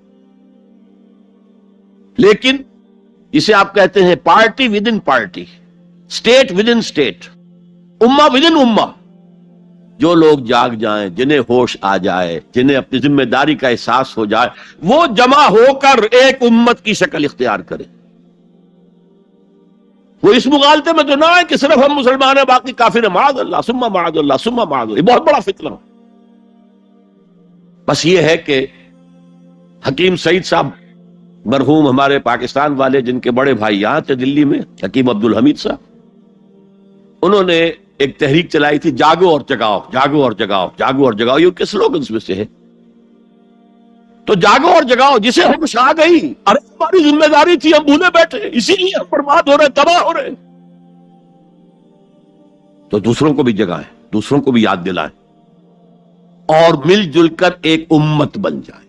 ہم مقصد لوگ یہ امت جو ہے اس کا جو کوئی ایک مقصد ہے ہی نہیں سرے سے. زندگی برائے زندگی ہے، زندگی کسی مقصد کے لیے تو ہے ہی نہیں. بالکل جس طرح حیوان جیتے ہیں زندگی تو وہ بھی گزارتے ہیں، لیکن ان کی زندگی کا مقصد کوئی نہیں. انہیں آپ ایکسپلائٹ کرتے ہیں، یوز کرتے ہیں. گھوڑے کو باندھ لیا بگی کے اندر، ٹانگے کے اندر، بیل کو جوت لیا اپنے ہل کے اندر، آپ استعمال کر رہے ہیں انہیں. ان کی زندگی کا تو کوئی مقصد نہیں. آج ہمارا حال یہ ہے، ہماری زندگیوں کا کوئی مقصد نہیں. لیکن جو جاگ جائیں، جنہیں احساس ہو جائے، جو محسوس کر لے کہ یہ ہماری اجتماعی ذمہ داری ہے، اور اسی کو پورا کرنے نہ کرنے کے باعث ضربت علیہم الذلۃ والمسکنۃ وباؤوا بغضب من اللہ کی صورت جو کبھی یہود کی تھی وہ آج ہماری ہو چکی. جو جاگے وہ دوسروں کو جگائیں، مل کر ایک امت بنائیں. اور اس امت کا کام کیا ہوگا؟ پہلا کام یہاں پہ 3 دیکھیے، یہاں پہ 3 کا پہاڑا آج ہوگا. 3 آیتیں، 3 نکات. پہلا، اشخاص کی اینٹوں کو پختہ کرو، تقوی، تدین. دوسرا، انہیں جوڑو، سیمنٹ سبسٹنس آف قرآن کے ذریعے سے جوڑو. تیسرے، اب یہ جو امت وجود میں آئے اس کے 3 کام کرنے کے. وَلْتَكُن مِّنكُمْ أُمَّةٌ يَدْعُونَ إِلَى الْخَيْرِ وَيَأْمُرُونَ بِالْمَعْرُوفِ وَيَنْهَوْنَ عَنِ الْمُنكَرِ. پہلا کام وہ دعوت الی الخیر. اور خیر کیا ہے جبکہ یامرون بالمعروف آگے آ رہا ہے؟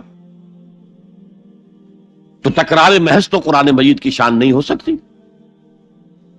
کوئی نہ کوئی مفہوم اور مدلول کے اندر فرق ہے.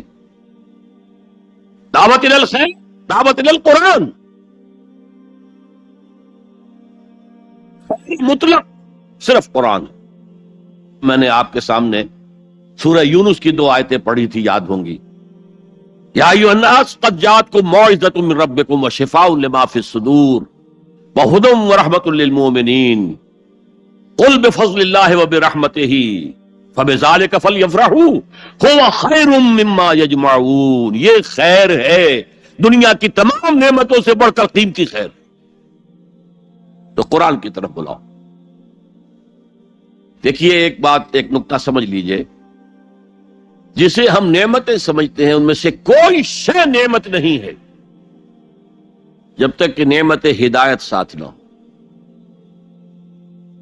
آپ کو اللہ نے دولت دی، نعمت نہیں ہے. اگر ہدایت نہیں ہے آپ کو عیاشی میں اور طرح طرح کی غلط حرکتوں کے اندر مبتلا کرے گی، اسراف اور تبذیر کے راستے دکھائے گی. تو یہ دولت نعمت تو نہ ہوئی، زحمت ہوئی، رحمت تو نہ ہوئی. اگر اللہ نے آپ کو صحت دی ہے اور ہدایت نہیں دی ہے، آپ غلط کاموں میں اپنی اس جسمانی قوت اور صلاحیت کو صرف کریں گے. صحت نعمت نہیں ہے اگر ہدایت نہ ہو، دولت نعمت نہیں ہے اگر ہدایت نہ ہو، اولاد نعمت نہیں ہے اگر ہدایت نہ ہو. اس کے لیے تو مسئول ہو جائیں گے آپ اللہ کے ہاں. آپ نے اپنی اولاد کو کیا تربیت دی تھی؟ نعمت ہدایت. ہدایت ہے وہ شے، اس کے ساتھ جڑ کر جو چیز آئے وہ نعمت ہے. اس کے بغیر کوئی نعمت نہیں. اور الہدا قرآن حکیم ہے تو عظیم ترین نعمت قرآن ہے، خیر اعظم قرآن ہے. میں ابھی آپ کو وہ حدیث سنا چکا ہوں، وَهُوَ حَبْلُ اللَّهِ الْمَتِينُ وَهُوَ الذِّكْرُ الْحَكِيمُ وَهُوَ الصِّرَاطُ الْمُسْتَقِيمُ، جس کے آخری الفاظ جو ہیں وہ بہت ہی فصاحت اور بلاغت اور اس میں جو جوش اور جذبہ ہے. واقعتاً یہ حدیث جو ہے یہ اپنی فصاحت اور بلاغت کے اعتبار سے قرآن مجید کے بہت قریب پہنچ جاتی. من قال به صدقہ، من عمل به اجرا، ومن حکم به عدل، ومن دعا الیہ ہدی الی صراط مستقیم.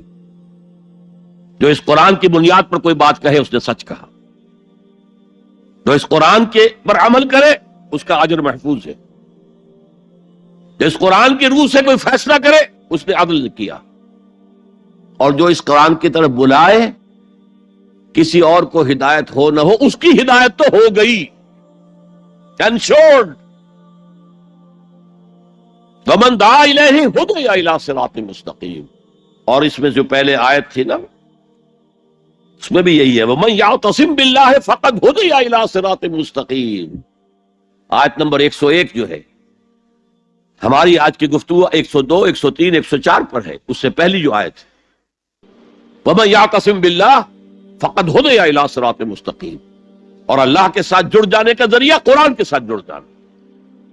پہلا کام ہو گیا دعوت الی القرآن، دوسرا کام امر بالمعروف نہی عن المنکر. یہ ہم کافی مرتبہ دیکھ چکے ہیں حضرت لقمان کی نصیحتوں میں بھی. یا بنی اقم الصلاۃ وامر بالمعروف وانھِ عن المنکر واصبر علی ما اصابک ان ذلک من عزم الامور. اب یہاں پر بھی وہی آیا، نیکی کا حکم دیں، بدی سے روکیں. امر کا لفظ عربی زبان میں صرف حکم کے لیے نہیں آتا، مشورے کے لیے بھی آتا ہے. اطاعت لآمری کے سر میں حبلی. ایک شاعر اپنی محبوبہ سے کہتا ہے کہ آخر تم نے اپنے انہی مشیروں کی بات مانی نا کہ جنہوں نے کہا تھا کہ مجھ سے اپنا تعلق منقطع کر لو. تو آموری کے تجھے وہ مشورے دینے والے کہ جنہوں نے سر میں حبلی میرے ساتھ رشتے کو منقطع کرنے کا مشورہ دیا تھا، تم نے ان کی بات مان لی. تو نیکی کا مشورہ یہ بھی امر بالمعروف ہے. نیکی کا حکم جہاں اتھارٹی ہے وہاں تو آپ پابند ہیں. اسی لیے وہ آیات سورہ حج کی جو نازل ہوئی ہیں اثناء سفر ہجرت میں. دیکھیے سورہ حج کے بارے میں آپ نے دیکھا ہوگا اختلاف ہے کہ آیا یہ مکی ہے یا مدنی ہے، اس لیے کہ بعض آیات اس میں ایسی ہیں جن میں قتال کا ذکر ہے. اذن للذین یقاتلون بانہم ظلموا وان اللہ علی نصرہم لقدیر. مکی دور میں تو ابھی قتال تھا ہی نہیں، قتال کی اجازت نہیں تھی. اسی طریقے سے اور بعض آیات. تو میرے نزدیک سورت بحیثیت مجموعی مکی ہے، اس کا پورا مزاج مکی صورتوں والا ہے، اس میں کوئی شک نہیں. البتہ کچھ آیات اس میں مدنی نہیں بلکہ اس اعتبار سے برزخی ہیں کہ حضور جب مکے سے تشریف لے جا رہے تھے مدینے کی طرف اس اثناء میں نازل. انہی میں وہ آیت ہے الذین ان مکناہم فی الارض اقاموا الصلاۃ وآتوا الزکاۃ وامروا بالمعروف ونہوا عن المنکر. وہ لوگ کہ جنہیں اگر ہم زمین میں غلبہ عطا کر دیں، تمکن عطا کر دیں، طاقت دے دیں، تو وہ نماز قائم کریں گے، زکوٰۃ کا نظام قائم کریں گے، نیکیوں کا حکم دیں گے، بدیوں سے روکیں گے. اس لیے کہ تمکن فی الارض حاصل ہو چکا ہے، اب بدیوں سے جب بالجبر بھی روکا جا سکتا ہے، نیکی کا حکم دیا جا سکتا ہے. زکوٰۃ زبردستی لی جائے گی، دینا چاہو یا نہ دینا چاہو. انکار کرو گے تو تمہارے ساتھ قتال ہوگا. اس لیے کہ اب معاملہ جو ہے صرف واعظ و نصیحت کا نہیں ہے، اب تمکن ہے، غلبہ ہے، طاقت ہے، قوت ہے. تو جہاں جہاں جس جس درجے میں کسی کو بھی کوئی اختیار اور اقتدار ہو اس پر واجب ہے امر بالمعروف اور نہی عن المنکر. ہیڈ آف دی فیملی پر واجب ہے کہ اپنی فیملی کے اندر وہ یہ فریضہ سر انجام دے، نیکی کا حکم دے، بدی سے روکے. بدقسمتی سے ہمارے ہاں آج کل کچھ لوگوں نے ان دونوں کو علیحدہ علیحدہ کر دیا ہے. نہیں یعنی منکر کرو گے، لوگوں کو روکو گے، ٹوکو گے، سودی کاروبار کرنے کے اوپر جو بھی وعیدیں آئی ہیں وہ اگر سناؤ گے لوگوں کو، وہ بھیڑ چھٹ جائے گی، لوگ سنیں گے نہیں، چلے جائیں گے. میرے ساتھ یہ واقعہ ہوا ہے پاکستان میں. میری انجمن کے مؤسسین میں سے ایک صاحب تھے، ہیں ابھی زندہ ہیں. انہوں نے مجھ سے آ کر ایک دفعہ کہا کہ ڈاکٹر صاحب ہمارے لیے تو سود کو چھوڑنا ممکن نہیں ہے، ہمارا کاروبار ایسا ہے کہ بینک سے معاملہ کیے بغیر ہم نہیں چل سکتے. اور آپ ہمیں دوسرے تیسرے جمعے میں وہ حدیثیں سنا دیتے ہیں کہ الربا 70 حوبا ایسرھا ان ينكح الرجل امہ. سود کے جرم کے گناہ کے 70 حصے ہیں، کچھ بڑے ہیں کچھ چھوٹے ہیں. سب سے چھوٹا اس کے مساوی ہے کہ تم کوئی شخص اپنی ماں کے ساتھ زنا کرے.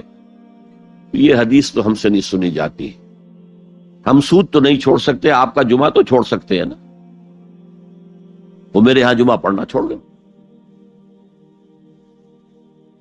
اب یہ صورتحال ہے کہ کچھ لوگ اسی خوف سے کہ لوگ بھاگ گئے، دیکھنا ان بستیوں کو تم کے ویراں ہو گئی. یہ جو بھیڑ جمع ہے یہ تو پھر ادھر ادھر منتشر ہو جائیں گے. لہٰذا یہ باتیں نہ کرو. بس بھلی بات ہے، بھلائی، اچھا. جب نیکی بڑھے گی بدی خود بخود ختم ہو جائے گی. اگر ایسا تھا تو قرآن مجید کو یہ دونوں اصطلاحات لانے کی کیا ضرورت تھی؟ قرآن مجید میں 9 مقامات پر یہ دونوں اس طرح ساتھ ساتھ آئے ہیں جیسے ایک گاڑی کے 2 پہیے ہوتے ہیں.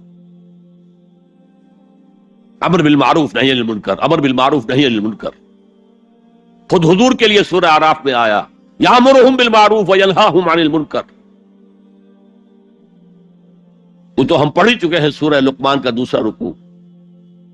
یا بنی اقم الصلاۃ وامر بالمعروف ونہی عن المنکر. اچھا، نیکی کی اگر آپ مشورہ کریں، واز کہیں تو کوئی آپ کو کچھ نہیں کہے گا، بلکہ آپ کے گلے میں ہار ڈالیں گے، کچھ نذرانہ پیش کریں گے. زیادہ سے زیادہ آپ نے کچھ کہہ دیا تو گردن جھکا لیں گے. اور آپ نے اگر کہیں نہیں یعنی منکر کا کام کیا تو اب ماتھے پر بل پڑیں گے، شکن پڑیں گے. پھر آپ کو دوبارہ وہاں دعوت نہیں دی جائے گی. اور وائس کم ہے، میٹھی میٹھی باتیں کرتے ہیں، چھوٹے چھوٹے کاموں کے اوپر اتنے اجر و ثواب کا وعدہ کرتے ہیں کہ پھر کوئی بڑا کام کرنے کی ضرورت ہی نہیں. تو وَلْتَكُن مِّنكُمْ أُمَّةٌ يَدْعُونَ إِلَى الْخَيْرِ وَيَأْمُرُونَ بِالْمَعْرُوفِ وَيَنْهَوْنَ عَنِ الْمُنكَرِ. اب ایک بات نوٹ کیجئے، قرآن مجید میں 9 مقامات تو وہ ہیں کہ جہاں امر بالمعروف نہی عن المنکر جڑ کر آئے ہیں، گاڑی کے 2 پہیے. اس کے علاوہ متعدد مقامات ہیں جس میں اصل زور نہی عن المنکر پر ہے. اہل کتاب کے علماء اور ان کے جو صوفی لوگ ہوتے تھے درویش، ان پر تنقید آئی ہے لولا ینہاہم الربانیون والاحبار. کیوں نہیں منع کیا ان کے علماء نے، ان کے احبار نے، ان کے صوفیاء نے انہیں حرام خوری سے اور جھوٹ بولنے سے روکا کیوں نہیں، منع کیوں نہیں کیا؟ حدیث میں آتا ہے لَتَأْمُرُنَّ بِالْمَعْرُوفِ وَلَتَنْهَوْنَ عَنِ الْمُنكَرِ أَوْ لَيَخْتِمَنَّ اللَّهُ عَلَىٰ قُلُوبِكُمْ. تمہیں لازماً نیکی کا حکم دینا ہے، بدی سے روکنا ہے، ورنہ اللہ لازماً تمہارے دلوں پر مہر کر دے. اب سنیے، اس نہی عن المنکر کے بھی 3 مرتبے ہیں. میں نے کہا تھا نا 3 کا پہاڑا. سہ نکاتی پروگرام. پہلے افراد تیار ہوں، تقوی، تدین، اللہ کی فرما برداری، انہیں جوڑا جائے. اور سیمنٹ سبسٹنس قرآن. اس سے جو جمعیت وجود میں آئے اس کے 3 کام. اس میں جو آخری ہے نہی عن المنکر، اس کے 3 درجے. 2 حدیثیں میں آپ کو سنانا چاہتا ہوں، دونوں مسلم شریف کی ہیں. ایک کے راوی ابو سعید الخدری رضی اللہ تعالی عنہ، سمعت رسول اللہ صلی اللہ علیہ وسلم یقول، وہ فرماتے ہیں میں نے اللہ کے رسول کو یہ فرماتے ہوئے سنا، من رأى منکم منکرا فلیغیرہ بیدہ فإن لم یستطع فبلسانہ فإن لم یستطع فبقلبہ وذلک اضعف الایمان. تم میں سے جو شخص بھی کسی بدی کو دیکھے اس کا فرض ہے کہ طاقت سے، ہاتھ سے اس کو روکے، بدلے. اگر اس کی استطاعت نہ رکھتا ہو تو زبان تو استعمال کرے، گونگا شیطان تو نہ بن جائے. کہے تو صحیح اللہ کے بندے باز آ جاؤ، اے اللہ کے بندو اللہ کے غضب کو دعوت مت دو، کہو تو صحیح. اور اگر زبانوں پہ بھی تالے پڑ گئے ہوں اور زبانوں کے گدیوں سے کھینچے جانے کا امکان ہو جائے تو آخری درجے میں فإن لم یستطع فبقلبہ، دل سے شدید نفرت تو رکھے. راتوں کی نیندیں حرام تو ہوں، سوچے تو صحیح کیا ہو رہا ہے. وہ جو حضرت ابو بکر رضی اللہ تعالیٰ عنہ نے فرمایا تھا جب مانعین زکوٰۃ کا فتنہ کھڑا ہوا ہے اور آپ نے فیصلہ کیا کہ ان کے خلاف قتال کیا جائے گا، جنگ کی جائے گی، تو حضرت عمر نے بھی مشورہ دیا کہ نہیں، خدا کے لیے تیسرا محاذ نہ کھولیے. مسلمانوں کے دل مجروح ہیں، مورال ڈاؤن ہے حضور کے انتقال کی وجہ سے. اب ایک محاذ تو حضور کی زندگی میں کھل گیا تھا، سلطنت روما کے ساتھ ٹکراؤ، غزوہ موتا، پھر اس کے بعد وہ غزوہ کے جس کو کہا گیا ہے عسر والا، بھوک والا، تبوک. اور تیسرا لشکر تیار تھا حضرت اسامہ کی سرکردگی میں کہ حضور کا انتقال ہو گیا. اب حضرت ابو بکر نے فوراً روانہ کر دیا. حالانکہ کچھ صحابہ کی رائے تھی کہ آپ اس کو لشکر کو نہ بھیجیں، اس وقت صورتحال خراب ہے. کاؤنٹر ریولوشنری موومنٹ جیسے میں نے کل کہا تھا اٹھ سکتی ہے، اور ہماری ساری طاقت ہمارے پاس ہونی چاہیے تاکہ ان کاؤنٹر ریولوشنری موومنٹس کو کچلا جا سکے. حضرت ابو بکر نے فرمایا جو لشکر حضور نے تیار کیا تھا میں اسے نہیں روک سکتا. اب حضرت عمر نے ان سے کہا اب تیسرا محاذ تو نہ کھولیے. دوسرا محاذ جو جھوٹے نبی تھے ان کے خلاف تو جہاد کرنا ہی کرنا تھا، وہ تو سری ارتداد ہے، مرتد ہو چکے ہیں. یہ تیسرا جو ہے یہ تو صرف زکوٰۃ دینے سے انکار ہے نا، اور وہ بھی اس وقت شکل یہ تھی کہ ہم زکوٰۃ آپ کو نہیں دیں گے، ہم زکوٰۃ کا نظام خود اپنا رکھیں گے، اپنے امیروں سے لیں گے، اپنے غریبوں کو دے دیں گے، مرکزی حکومت کو نہیں دیں گے. اس پر حضرت ابو بکر نے کہا کہ اگر یہ حضور کے زمانے میں زکوٰۃ کے اونٹ کے ساتھ اس اونٹ کو باندھنے والی رسی بھی دیتے تھے، اور اب اگر یہ کہیں گے کہ اونٹ تو لے جاؤ رسی نہیں دیں گے ہم، تب بھی میں قتال کروں گا. اور اس وقت جو جملہ کہا ہے ایبدل الدین وانا حی، کیا دین میں تغیر کیا جائے گا جبکہ میں ابھی زندہ ہوں؟ میرے جیتے جی یہ کام نہیں ہو سکتا. ہمیں کبھی احساس ہے ہم زندہ ہیں، عیش بھی کرتے ہیں، اچھے سے اچھا کھاتے ہیں، اچھے سے اچھا پہنتے ہیں، دین کس حال میں کہاں ہے؟ پاؤں تلے کجلا جا رہا ہے، استہزاء ہو رہا ہے، تمسخر کیا جا رہا ہے. اور یہ نہ سمجھیے کہ میں کوئی ہندوستان کی بات کر رہا ہوں، نہیں، تمام مسلمان ملکوں میں یہی حال ہے. ہر جگہ پر کہیں بھی صحیح اسلامی حکومت قائم نہیں، اسلامی نظام قائم نہیں.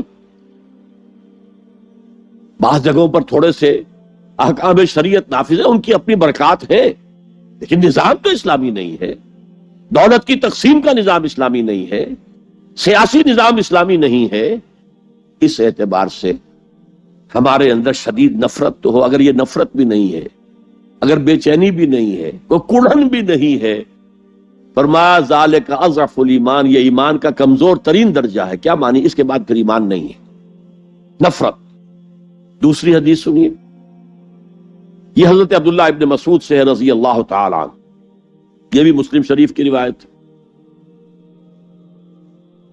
حضور فرماتے ما بعث اللہ من نبی فی امتہ قبلی الا کان لہ حواریون و اصحاب.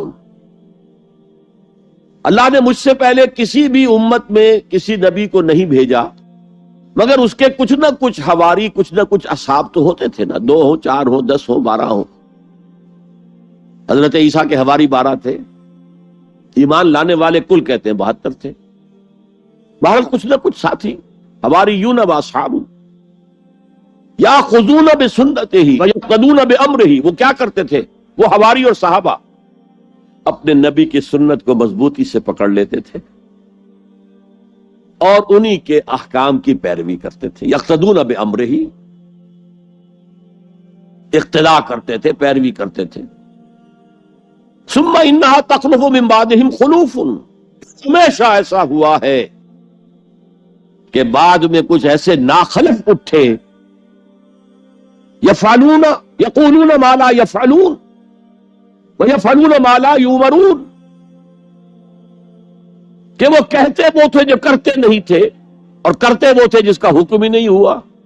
يَفْعَلُونَ مَا لَا يُؤْمَرُونَ، وہ اپنی ہی ایجاد کردہ روایات ہیں، اپنی ہی ایجاد کردہ بدعات ہیں، اپنی ہی ایجاد کردہ رسومات ہیں، ان پر لگے ہوئے ہیں اور دعوے کرتے ہیں اللہ سے محبت، رسول کے عشق کے، جبکہ ان کے عمل میں نہ اللہ کی اطاعت ہے نہ رسول کا اتباع ہے. اب جب ایسی صورت پیدا ہو جائے تو کیا کریں؟ فَمَنْ جَاءَكُمْ بِيَدِهِ فَهُوَ مُؤْمِنٌ، تو جو مسلمان بھی ان کے خلاف جہاد کرے گا اپنے ہاتھ سے، اپنی طاقت سے، وہ مومن ہوگا. وَمَنْ جَاهَدَهُ بِلِسَانِهِ فَهُوَ مُؤْمِنٌ، اور جو ان کے خلاف جہاد کرے گا اپنی زبان سے، وہ بھی مومن ہوگا. وہی 3 درجے. وَمَنْ جَاهَدَهُمْ بِقَلْبِهِ فَهُوَ مُؤْمِنٌ، دل سے نفرت رکھ کر جو جہاد کرے گا بالقلب وہ بھی مومن ہوگا. فما وراء ذلك من الایمان حبۃ خردل، اس کے بعد تو ایمان رائی کے دانے کے برابر بھی نہیں ہے. اب یہ دونوں حدیثیں نہی عن المنکر پر ہیں کہ نہیں، جس کو ہم رائٹ آف کر رہے ہیں؟ میں نے بتایا آپ کو 9 جگہ قرآن میں دونوں چیزیں ساتھ ساتھ اضافی طور پر آیا ہے تو نہی عن المنکر پر زور آیا ہے. اب اس آیت کو مکمل کریں. وَلْتَكُن مِّنكُمْ أُمَّةٌ يَدْعُونَ إِلَى الْخَيْرِ، دعوت إِلَى القرآن، وَيَأْمُرُونَ بِالْمَعْرُوفِ وَيَنْهَوْنَ عَنِ الْمُنكَرِ وَأُولَٰئِكَ هُمُ الْمُفْلِحُونَ.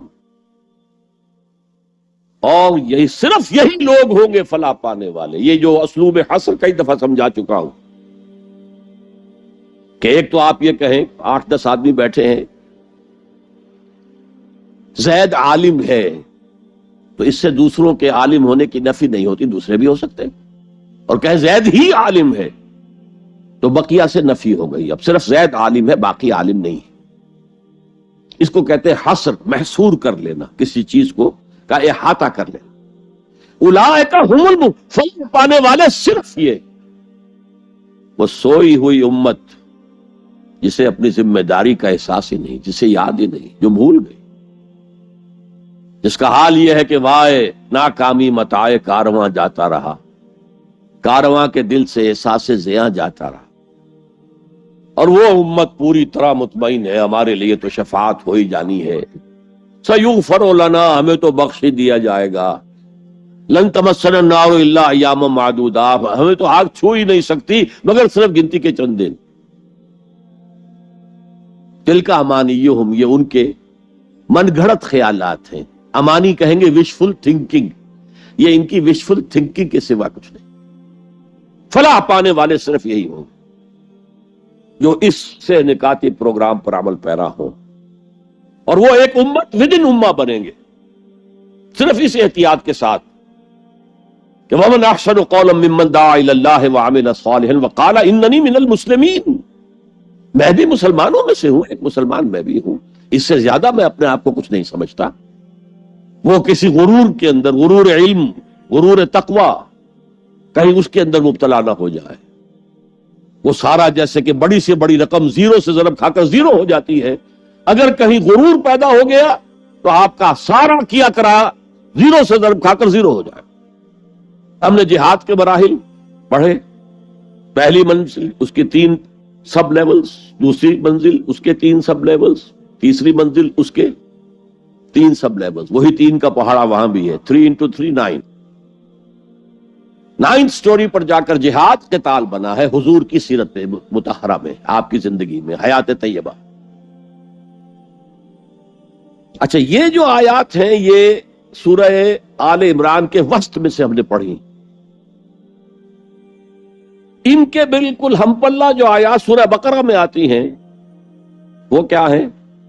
یا ایھا الذین آمنوا استعینوا بالصبر والصلاۃ ان اللہ مع الصابرین ولا تقولوا لمن يقتل في سبيل الله اموات بل احياء ولكن لا تشعرون ولنبلونكم بشيء من الخوف والجوع ونقص من الاموال والانفس والثمرات وبشر الصابرين الذين اذا اصابتهم مصيبة قالوا انا لله وانا اليه راجعون اولئک علیہم صلوات من ربہم واولئک هم المہتدون. وہ مہتدون جس کا لفظ ہم نے پڑھا ہے لعلکم تہتدون.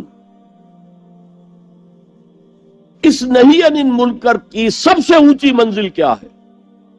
تواصی بالحق کی سب سے اونچی منزل کون سی ہے؟ تواصی بالحق یہ بھی ہے کہ کوئی بچے گلی میں کھیل رہے ہیں، آپ ان سے کہیں بیٹے یہ کھیلنے کی جگہ نہیں ہے، تم کرکٹ کھیل رہے ہو، تمہاری بال سے کسی کی گاڑی کا شیشہ ٹوٹے گا، کچھ اور ہو جائے گا، جاؤ میدان میں جا کر کھیلو. یہ بھی تواصی بالحق ہے. کسی شخص کے ذمے کسی کوئی رقم ہے وہ نہیں دے رہا ہے، اسے جا کر کہنا بھلے آدمی اس کی رقم ادا کرو. اور اس کا ایک بڑا عجیب واقعہ ہے جو سیرت میں آتا ہے کہ قریش کے کچھ لوگ بیٹھے ہوئے تھے تو ایک شخص باہر کا کوئی آیا اور بڑی دہائی دیتا ہوا، فریاد کرتا ہوا. لوگوں نے کہا کیا معاملہ ہے؟ کہ ابو جہل کے ذمے میری اتنی رقم ہے وہ دیتا نہیں ہے، مجھے کوئی دلوا دے.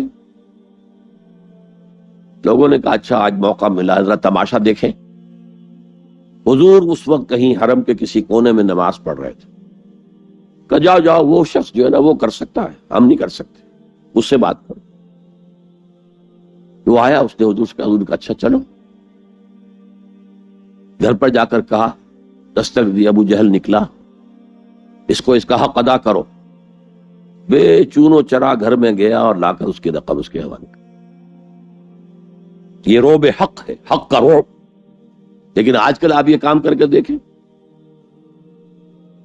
تو چھوٹا تواسی بالحق یہ ہے, بڑا تواسی بالحق سب سے بڑا. یہ کائنات اللہ کی ہے, یہ زمین اس کی ہے, اس کا حکم چلنا چاہیے. ان الارض للہ ان الحکم الا للہ لا یشرک فی حکمہ احدا.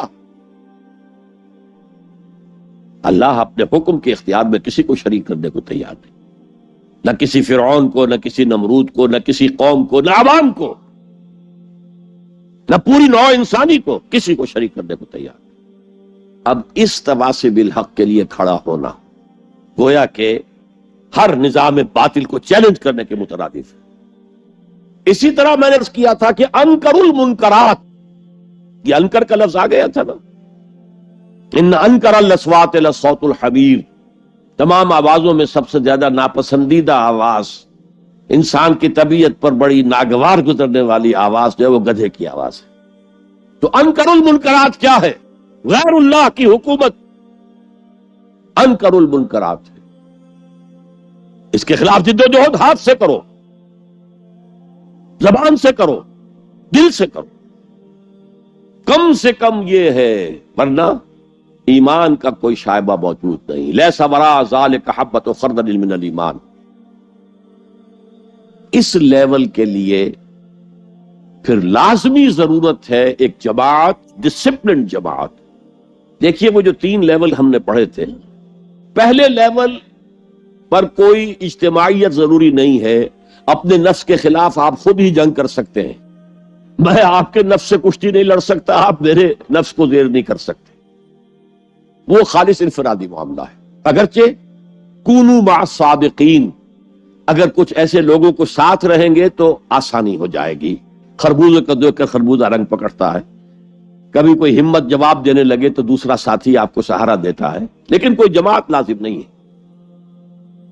دوسرے لیول دعوت تبلیغ, اس کے لیے بھی جماعت ضروری نہیں ہے. ادارے, جیسے میں نے پہلے پاکستان میں انجمن خدام القرآن ایک انجمن قائم کی, اس کی ذیلی انجمن قائم ہو گئی, کراچی میں ہو گئی, ملتان میں ہو گئی. قرآن اکیڈمی لاہور میں قائم کی, اکیڈمیز کراچی میں, ملتان میں, فیصل آباد میں, جنگ میں قائم ہو گئی. یہ انجمن ہے. یہاں IRF بہت بڑا کام کر رہی, اور بھی ادارے ہیں جو یہ کام کر رہے ہیں. لیکن تیسرے لیول پر نظام باطل کو جڑ سے اکھیڑ کر نظام حق کو قائم کرنے کے لیے جماعت, اور جماعت بھی معمولی نہیں, منظم جماعت, ڈسپلن جماعت, جس کا ڈسپلن وہ ہو جو آرمی کا ہوتا ہے. آرمی کا ڈسپلن کیا ہے؟ Listen and obey.